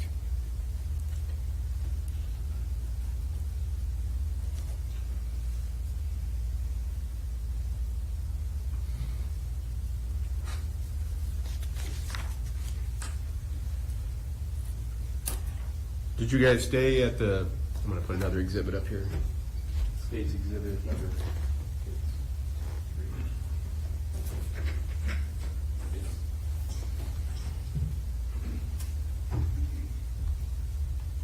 Trooper Barnes, did you guys stay at the bottom of the stairway? At some point, did you move to a different location?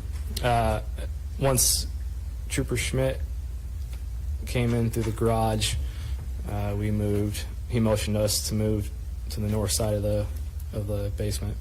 And how was Trooper Schmidt able to request you move to a different location? Hand gestures. He just motioned for us to move. Okay. And then you would have moved to where in the basement? Just the north side, northeast corner.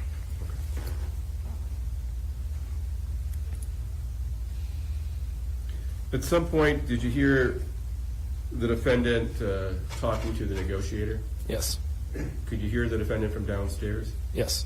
How would you describe his voice? Upset, agitated.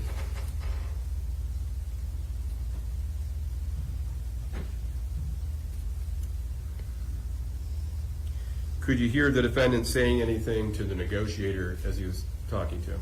Yes. What could you hear? He stated, I have 2 or 3 pigs in my basement. I want them out. I'm not leaving until they get out. Close the door on the way out.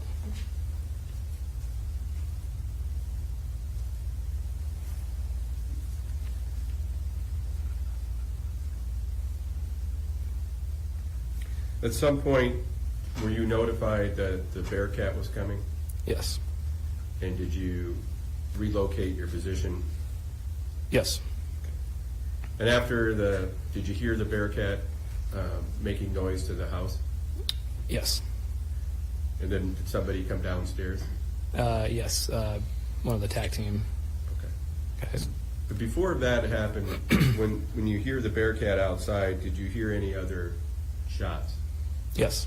What did you hear? Distinctively 2 shotgun shots, and then return fire. So you heard distinctly 2 different gunshots, Yes. and then you heard return fire? Yes. And is this before the Bearcat started knocking down the wall? It was probably during it. Okay.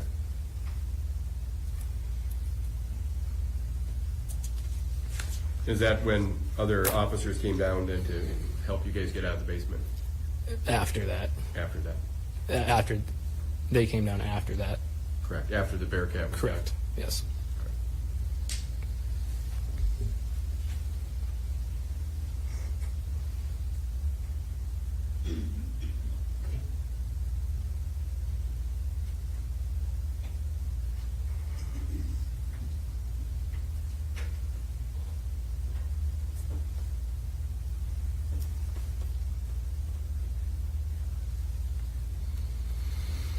Trooper Barnes, do you have any idea how long you were in the basement? No. Okay. I don't have any other questions. Cross? All right, please step down. Thank you. Thank you, Your Honor.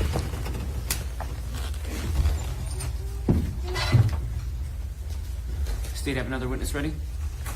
Yes, Your Honor. State calls Trooper Matt Lively.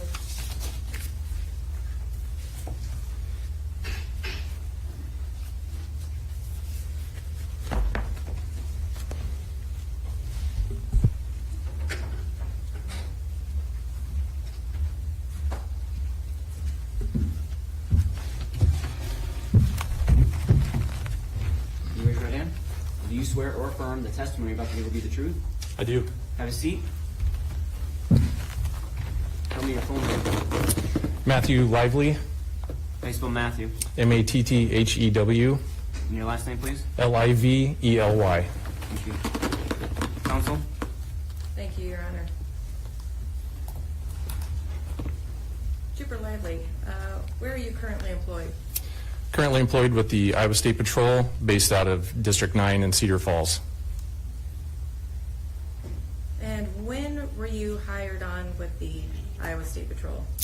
Hired on in November of 2019. I went through the 43rd Basic Academy and graduated April of 2020. And do you have previous law enforcement experience? I did not. What other experience did you have? I came from the State Medical Examiner's Office down in Ankeny and provided a death investigation down at that location for about 4.5 years.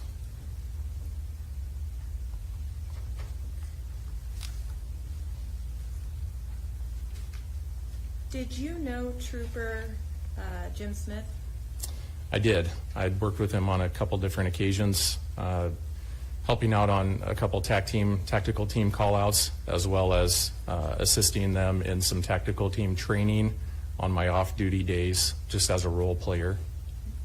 And did you do that while you were employed with the State Patrol or when you were employed with the medical examiner? State Patrol. Okay. What did you know about Sergeant Smith? In the short conversations I had with him, I knew he lived up in northeast Iowa, up in the Independence area. Knew that he was married and had a couple kids.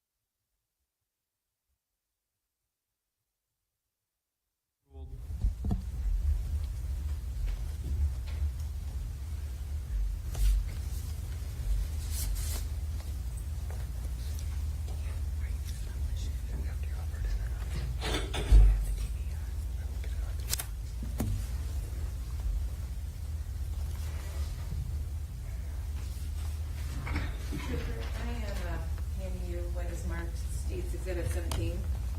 Yes. Does this appear to be a picture? It appears to be a picture, yes. And who is that a picture of? It appears to be a picture of Sergeant Jim Smith. And is that a fair and accurate representation of Sergeant Jim Smith? Yes, I would say it is. Your Honor, the state rid offer states Exhibit 17. Exhibit 17 will be admitted. Permission to publish? You may.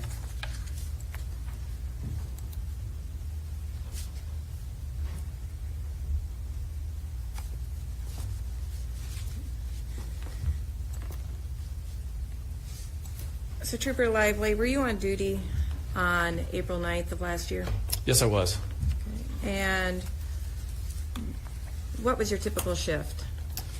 Typical shift, I was working night shift at the time, which is an evening shift. So I worked from 3 p.m. till midnight was the normal shift. So I went on duty at 3 p.m., 1,500 hours. Made my way out to Highway 20, over to the Interstate 35. That was kind of my normal patrol area. So was just out doing routine traffic stops at the time. And did you only do routine traffic stops on that evening? That evening I did go up to Iowa Falls, met up with a trooper that had just retired, had some extra equipment that he'd purchased on his own, and since he was retiring, thought it'd be nice for me to have it. So I met up with him at his residence, handed over a couple blankets and some Spanish to English translator cards, you know, something of that nature, that he thought I would need or be helpful. And what did you do then? Then went out and did some more patrol, routine patrol out on Highway 20, made some traffic stops. I'd been in contact with a couple other troopers that were working that evening, and it's normal for us to meet up together and have dinner together. So we had made plans to meet at the Williams DOT around 7:30 that evening. And so by the DOT, I mean the maintenance shed where the DOT plow trucks park. They have a nice conference room, break room above their offices where it's easy for us to, sit together, but it was still kind of COVID times, so you couldn't really be within proximity of each other. So we're able to spread out, but still spend time together at dinner. And were you able to have that dinner? Yes, I was over on the east side of Hardin County. I made my way up to Ackley, and then from there drove back over to the interstate to meet up with them for dinner. And did anything change your plans after the dinner hour?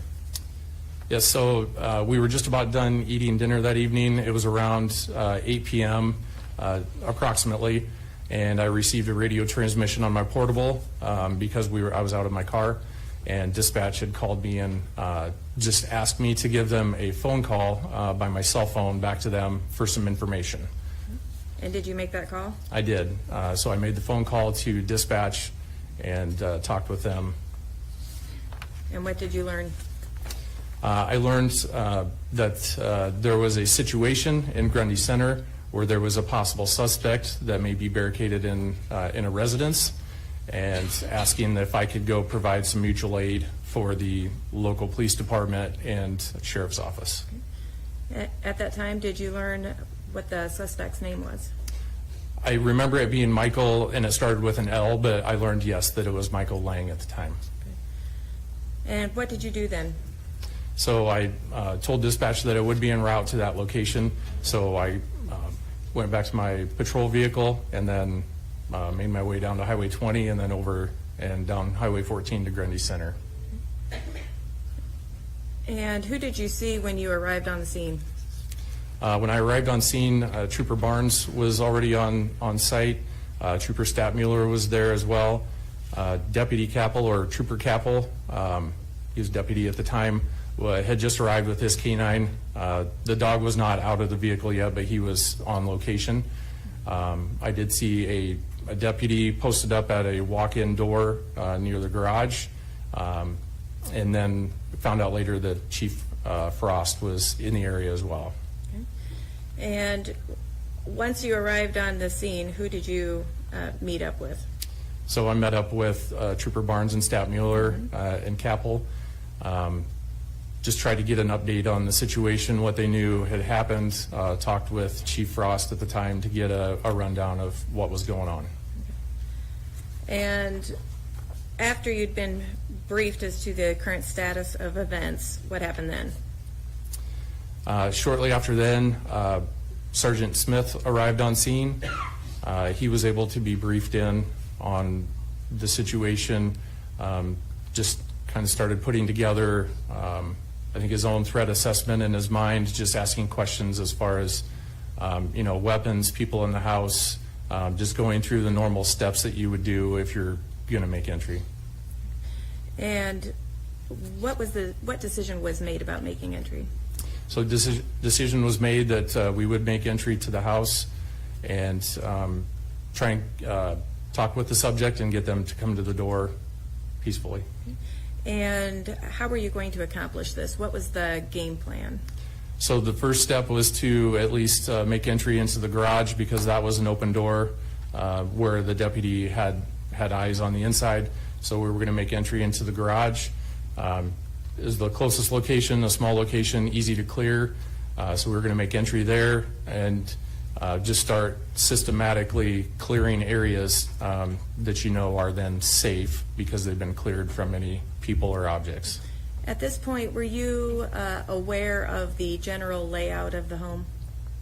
Yeah, so prior to going in, I believe the defendant's father was there and did give a layout of the house, kind of told where certain rooms were, where they were located, and then also gave... You may.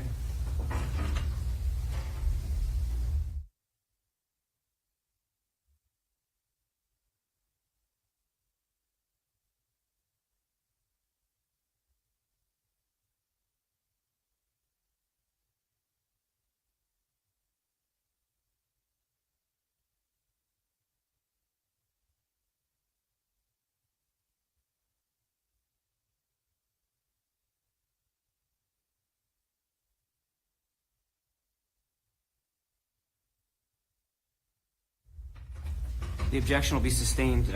Counsel, please ask your next question. Thank you, Your Honor.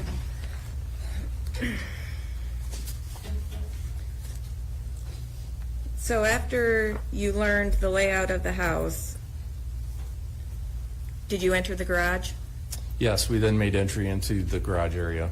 And do you recall approximately what time that was? Approximately 8:40, to the best of my recollection. I do. Can you do that for me?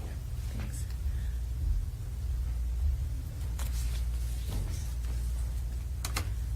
Trooper, in front of you, I think you may have 2 laser pointers. And what is up there is marked States Exhibit 2. Could you show the jury on the diagram what door you used to make entry? So the door we used to make entry was in this location right here, a walk-in garage door. And was there anyone posted at that entry? Yeah, I believe Deputy Anderson was posted there. One of the Grundy County deputies was there.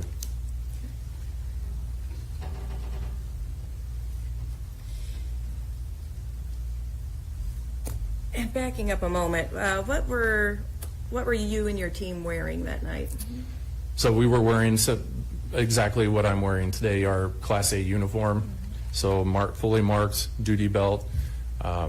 We do have our armor, body armor underneath our, outer clothing. And then I think I had a light jacket on because it was just still a little cool that evening. And when you say body armor, is that your typical vest that you wear? Yep. Our ballistic vest is what we wear every day on duty. And do you have a body camera on that uniform? No, we are not issued body cameras. And do you recall what Sergeant Jim Smith was wearing? He was wearing same uniform, outfitted the same way, duty belt, no body camera, jacket as well.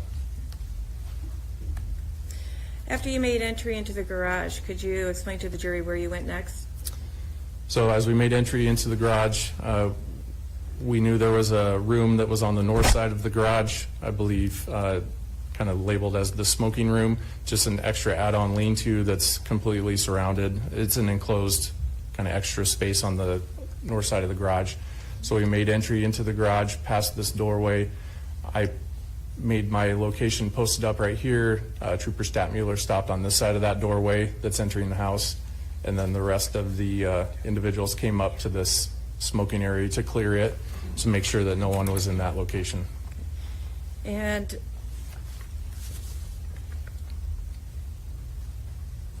we're putting up what is marked States Exhibit 4. Could you indicate where you were on this picture? Yes. So my location was right in front of this storage shelf area, so my feet would have been placed around this area here. Trooper Statmuller was posted up right in this location right there.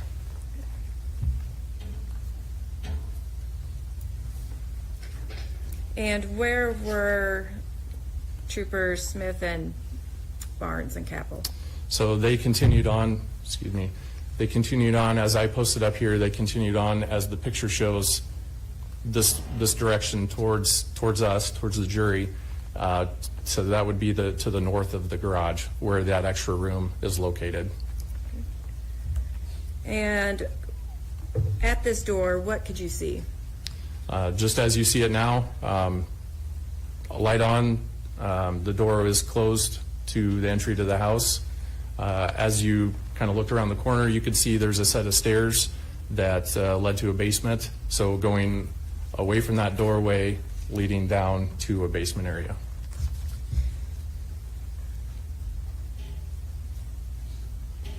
Could you see whether there was any lights on in the basement? I do not recall that. Okay. And the doors to the right and left of the entryway, were they open or closed? They were closed.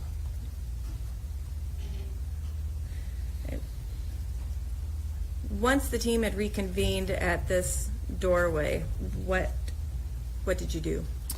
So at that time, another quick assessment by Sergeant Smith that since we had eyes on at least down the stairs and down to the floor at the base of the stairs, that would be a good place to start, clear that area first. Whereas doors are closed on either side of that doorway there, it would be beneficial to clear an area that you can partially see already. And that way we would then make sure the scene was safe from the ground up. So start at the bottom and work our way back up.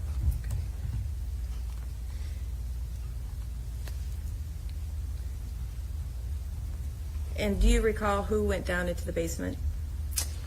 Yes, so Sergeant Smith and Deputy Kappel and Trooper Barnes.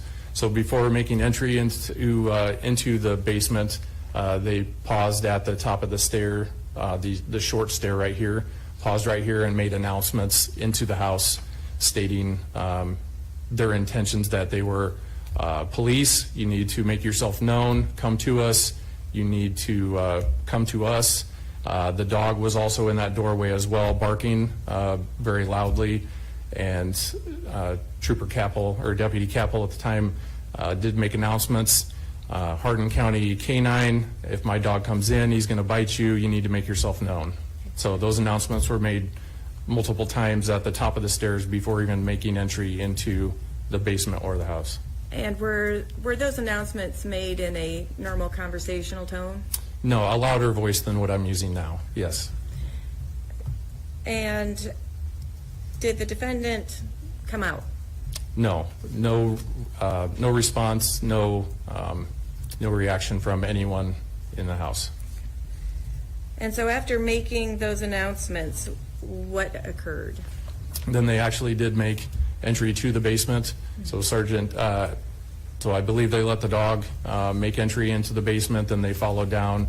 At that point, Trooper Stapmuller continued his position on the side of the doorway. I continued my position right here on the side of the doorway, and they made entry to the basement. You could hear the dog moving around, paws scratching on the concrete floor, and you can hear him sniffing around and moving, just trying to search for any individuals that may be in the basement.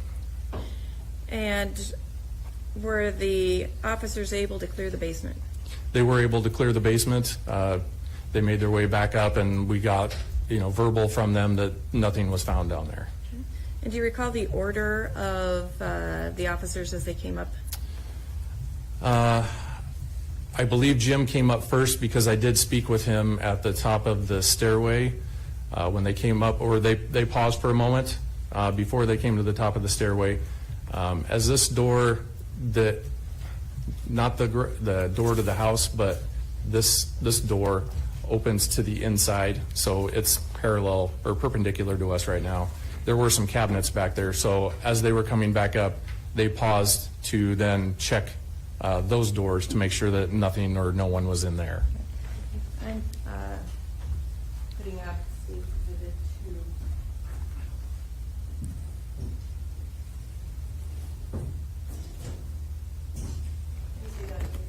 Yes. Could you indicate where on this diagram? Nope.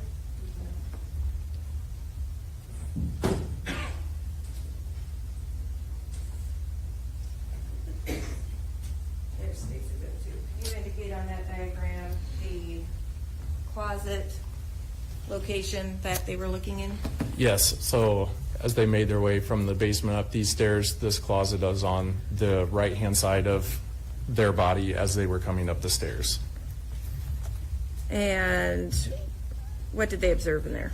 So observed cabinets, and Sergeant Smith said there was, I believe, 2 or 3 long guns or shotguns, rifles, longer guns that were located in that closet.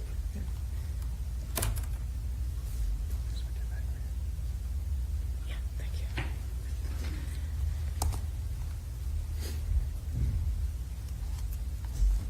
Did seeing that closet cause any concern to you, to your team? Well, there was always some concern because there was talk about possible access. With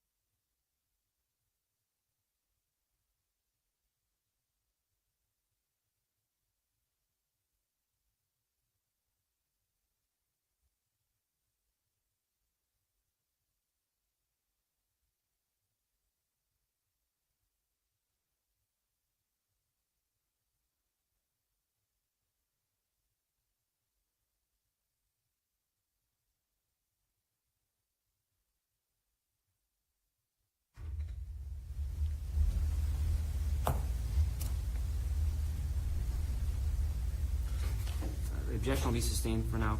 Counsel, ask your next question. Thank you, Your Honor. Did you observe anything in the closet? I did not see in the closet, no. Okay.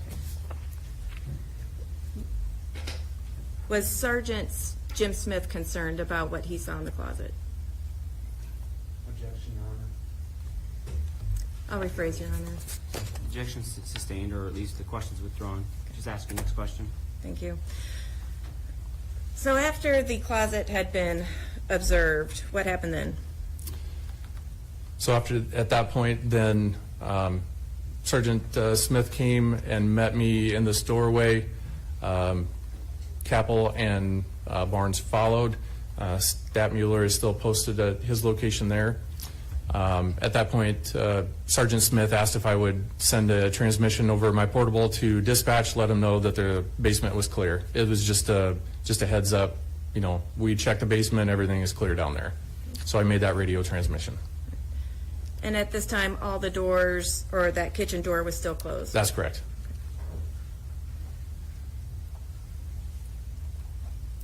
After you made that transmission, what occurred? After that transmission, the decision was made to then make announcements at this doorway back into the house. So as they stand, Sergeant Smith was near the right-hand side of this doorway. Deputy Kappel was standing with his dog on this location, and I believe Trooper Barnes was just behind them. So Trooper Barnes is most nearest the stairs, and Sergeant Smith most nearest to the garage door. And you and Trooper Stadtmuller were still in the same position? Yes, so still posted up in the same position. Both of us had our rifles, but obviously they were, pointed down and low and ready because we did have friendlies in front of us, so we didn't, just being careful. So we stayed posted up in our spot there. And did someone open the kitchen door? I believe Sergeant Smith opened the door. And from your vantage point, could you see into the kitchen? I couldn't see into the kitchen directly. So from where I'm standing and my line of sight and having Jim standing right here, really all I could see was this corner through the doorway. That was my only vision. Did you see any lights? No lights. No lights in the kitchen? No lights in the kitchen. There was a light on where it's shown now, but no lights in the house were on. And when you say where it's shown now, are you referring to the light on in the landing? Correct. The light in the landing. Were there any lights on in the garage? I don't know. I don't know if that was enough light from the landing light or if there was an actual dim light in the garage. I couldn't say for sure. Was the garage dark when you went in? I wouldn't say dark. It was enough that we could see, Okay. but it wasn't pitch black, but it wasn't shining brightly. Were any more announcements made at this time? Yeah, so at the doorway there, Sergeant Smith made announcements again in a loud voice to carry through the home. Police, you need to come to us, come to where we are, make yourself known. Deputy Kappel is then on his left side with the dog kind of between his legs, trying to keep him under control. Dog is barking and making noise, and Trooper Kappel also makes announcements. Hardin County Sheriff's Office, if my dog finds you, he will bite you, and those announcements were made multiple times by both of those individuals. And at this time, did the defendant make any response? I heard no responses come from the house.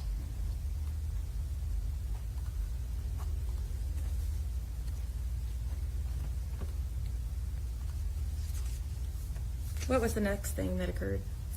So the next thing I heard was Jim saying very loudly, "Gun, gun, gun," and then I heard a gunshot. Could you tell what type of gunshot that was? It appeared by just sound, loud and booming, to be a shotgun. Did you see the defendant? I did not.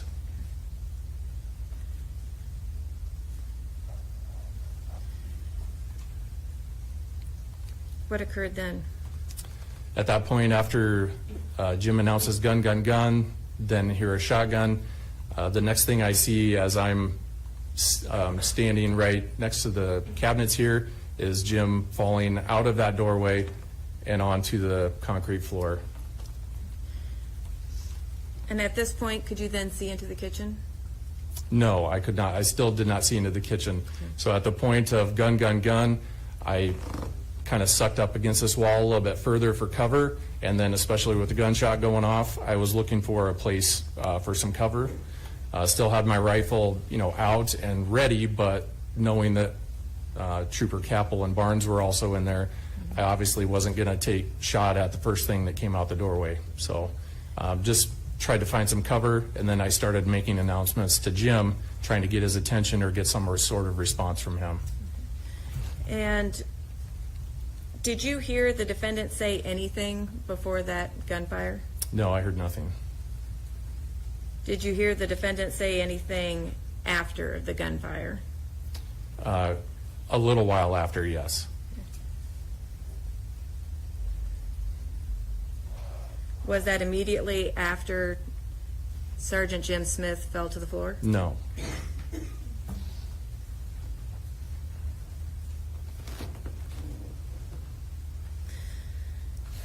What happened then? So at that point, as I'm still trying to keep some cover along the wall right here, I'm trying to talk with Jim, who is laying motionless on the floor. So I was calling out to him, trying to get some sort of response to see what his injuries may be, if he can help himself, if I need to go help. Because at that point, all I know is this doorway is still open. There's still a possible threat at that doorway. And anything worse than one casualty is two. So if he can help himself get over to my location, that would be great.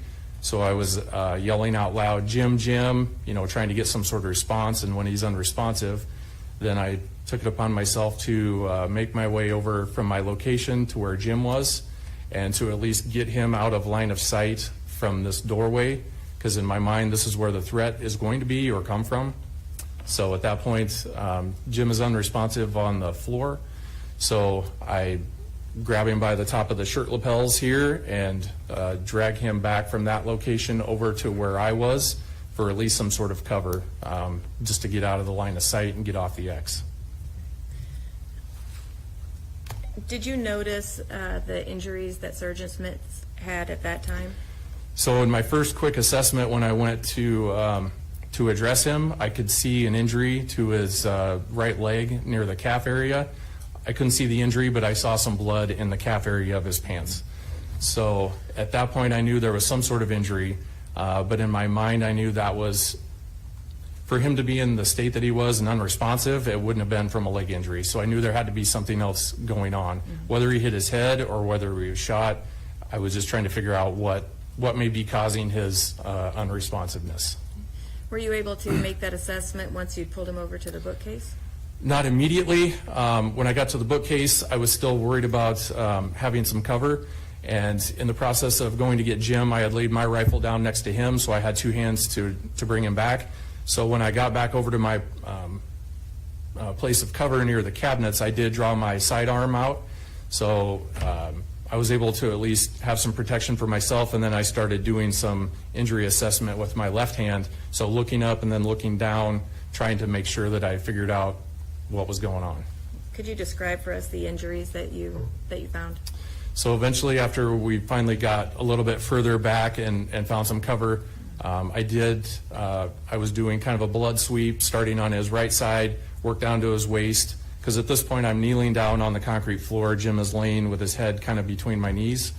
So I started on the right-hand side, moved my way over, and then when I got up to the upper left chest area is where I felt the defect or the injury, a broken collarbone, and assuming that it was a gunshot wound, just by feel and by what had happened.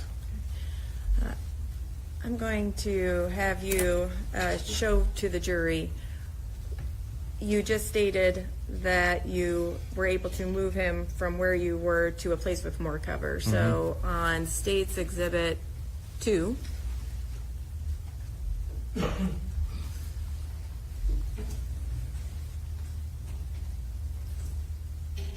could you indicate for us the path of travel that you took to get Jim from that doorway to Yes. an area of more cover? Yep.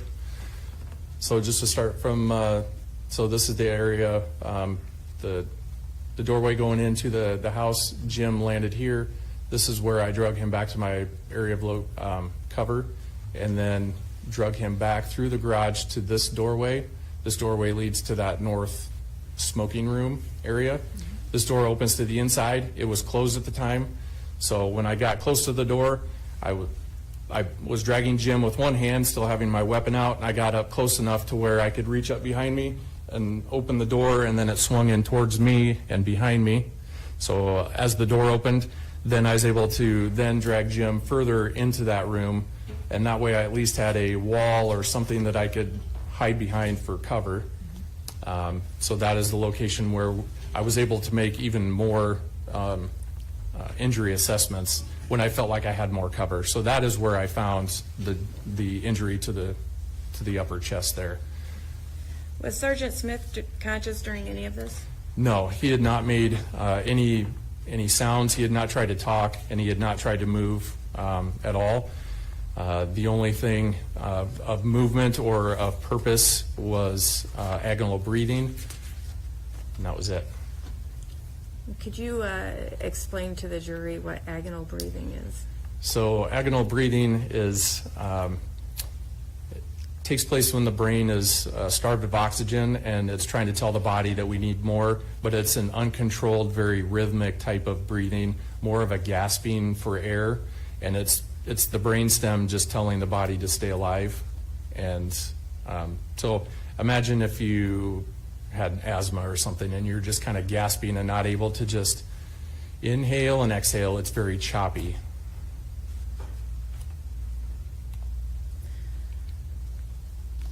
So you and Sergeant Smith are in that north addition. What occurred then? So what occurred then was I did hear, so we get into this north room. There is a doorway that then leads out to the north side of the house. There's kind of a patio area in this location. So this door was closed at the time as well. I heard someone come to that door, which I found out was Officer Grundy Center Police Department, Officer Waugh, came to that doorway. He was trying to get in, but it was deadbolted. So once again, I had to reach up and turn the deadbolt so he could open the door and come in to our location. At this point, I'm still kneeling on the concrete floor with Jim's head between my legs, still trying to assess injuries. Once I did find that injury, my only choice of action was to put pressure on that. I did not have a med kit on me, and Jim didn't have one staged on him as well. So the only treatment that I could do in the field at the time was just put pressure on it and try and keep the bleeding down. So I did reach up and let the officer in. He kind of steps, I don't know if he stepped over me, but it was over my shoulder because I'm kneeling down and crouched on the floor. So he steps over me and then stops in the doorway coming back to the garage and has his weapon out to provide us cover. So then I could holster my weapon and then use two hands for pressure and for other treatment that I might be able to do.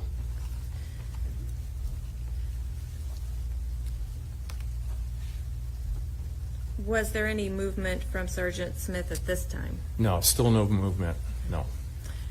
And what did you do then? So once that door was open and I had Officer Waugh for cover on this location here, I grabbed Jim by the shirt collar again and then brought him out to this patio area right on the north side of the house, on the exterior of the house. I noticed there was a deputy or another officer kind of over on this corner of the house, on the very east side of the house. So at that point I did have my weapon out again. I was able to signal him with the flashlight that's on my duty weapon just to give him a signal. I didn't want to say anything out loud because I didn't want to give away my location by verbally yelling out to someone. So he made his way over to my location, which is on this north patio. At that time, he came over and he was asking what was going on, what we need to do. So we were trying to put together a plan. Why were you concerned about giving an audible indication of where you were? So just prior to that, I could hear someone in the house yelling, "Get the fuck out of my house, get out of here," very loudly. And at that point, I was on the outside of the house, so I could hear someone on the inside of the house making those statements. Was there any cover along that north wall? No, so being that it's a ranch house, so it's just long the one way. And as I looked, so as I'm sitting with Jim and having him in my lap, I look to my right, and all I can see, down the way is a window and a window and a window. And all I can see is windows all the way down the line. So at that point, there's a tree that's a little ways further north in front of me, but otherwise just an open backyard. So at that time, I'm thinking, if someone's looking out the window and I step out or make noise, then now I'm an open target with no cover. So that's why we staged where we did. After you heard comments coming from the house, what did you do? At that point, the deputy that was there with me, I just said that we need to get him out of here. We need to go. We need to get some treatment. At this point, in my thoughts and in my heart, I didn't think it would help, because at that point I thought Jim was gone, but I still knew that I needed to get him to someone who's a professional, and maybe there's a chance that something, that he could be saved, or something miraculous could happen. So what did you and the deputy do? So at that point, as Jim's laying on the ground, I scooped from behind him, I scooped up under his arms and lifted him up. The deputy reached down and grabbed his legs, and then we made our way from this patio up around that smoking room and out this direction to the northwest. And what was to the north and northwest that you were? So as I looked out, I could see there's a privacy fence between this location, so it runs basically right along the edge of the poster would be where the privacy fence is. It's a I didn't measure it, but 6 to 7 foot privacy fence. I knew it was at least as tall as me or taller. So there's a privacy fence that runs north and south, and as it comes up, it squares off and then goes directly west. So it comes to a 90-degree angle. So knowing that would be another point of cover behind a tall fence, that's why we decided to go that direction. Also, I had made a radio transmission that shots were fired and they need to send the ambulance. So I did see the lights go by. I don't know if I heard the siren, but I saw the lights go by to the north of me when I was out on the patio. The ambulance kind of came around the block. So I was hoping that it had staged over in that area somewhere as well. And were you able to transport Sergeant Smith over to that parking lot area? Yeah, the deputy and I were able to carry him from the location on the patio to the north side of that privacy fence. Okay. And was the ambulance crew at the north side of that privacy fence? Not directly there. They were just a little bit further to the west and north. I believe it's the church parking lot is where they were staged. So they were about a half a block to 3/4 of a block away. Did they come to you, or did you have to move them somewhere? No, they were staged there. They did not know where we were, so at that point when we got to the north side of that privacy fence, I stayed with Jim and I told the deputy to go get them and get their attention and let them know where we were so they could come to us. Just because we had carried him, to there, I just figured it'd be easier for them to bring the cot, and then 2 people wouldn't be bound up by carrying him further. They could just put him on the cot and wheel him. Okay. And what happened then? So he went and retrieved the ambulance crew. They came over. I gave them a quick rundown, but not a good rundown of his assessment and what had happened. They immediately began chest compressions, and one of the ambulance workers was a little taken aback when the blood started pumping out of the wound in the upper chest, and that's when she looked at me and I said, yeah, he's been shot and it's not good. So they began compressions, doing all the life-saving measures that they would for anyone else that's been injured.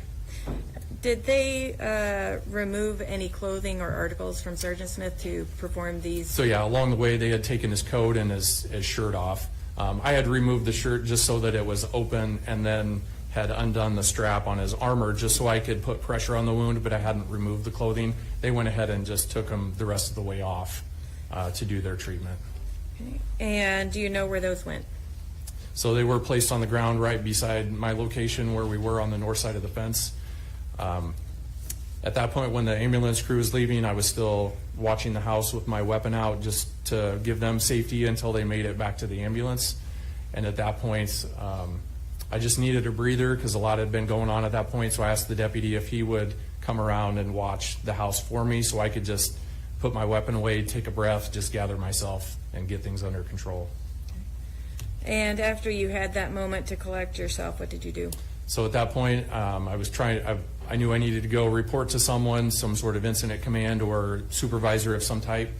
So I gathered the clothing, the coat and the shirt that had been left on the ground. I walked around between that church parking lot and the next door neighbor, so even further west than the privacy fence. Walked through the backyard and through the parking lot back to my vehicle that was staged near the front of the house. And what did you do with Sergeant Smith's clothing? So I placed him on the ground right by the driver's side front tire, just in the grass on the curb right next to my vehicle. Just trying to collect, because I knew in my mind it would be evidence. Working as a death investigator for a long time, I know clothing's an important part of the whole process. So I knew that they would need to be analyzed or looked at or collected somehow. And did this end your active involvement in the incident? Essentially, yeah. I went back to the house because at that time no one was there to really report to. So I did make my way back over to the house just to provide cover for other officers that were still at the scene. Another trooper did show up that does live in Grundy Center, that is on the tactical team, so I did go give him a brief rundown of what had happened and what was going on, where people were.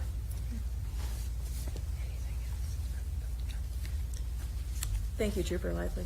Thank you. Cross? None, Your Honor. Thank you. Okay, you can step down.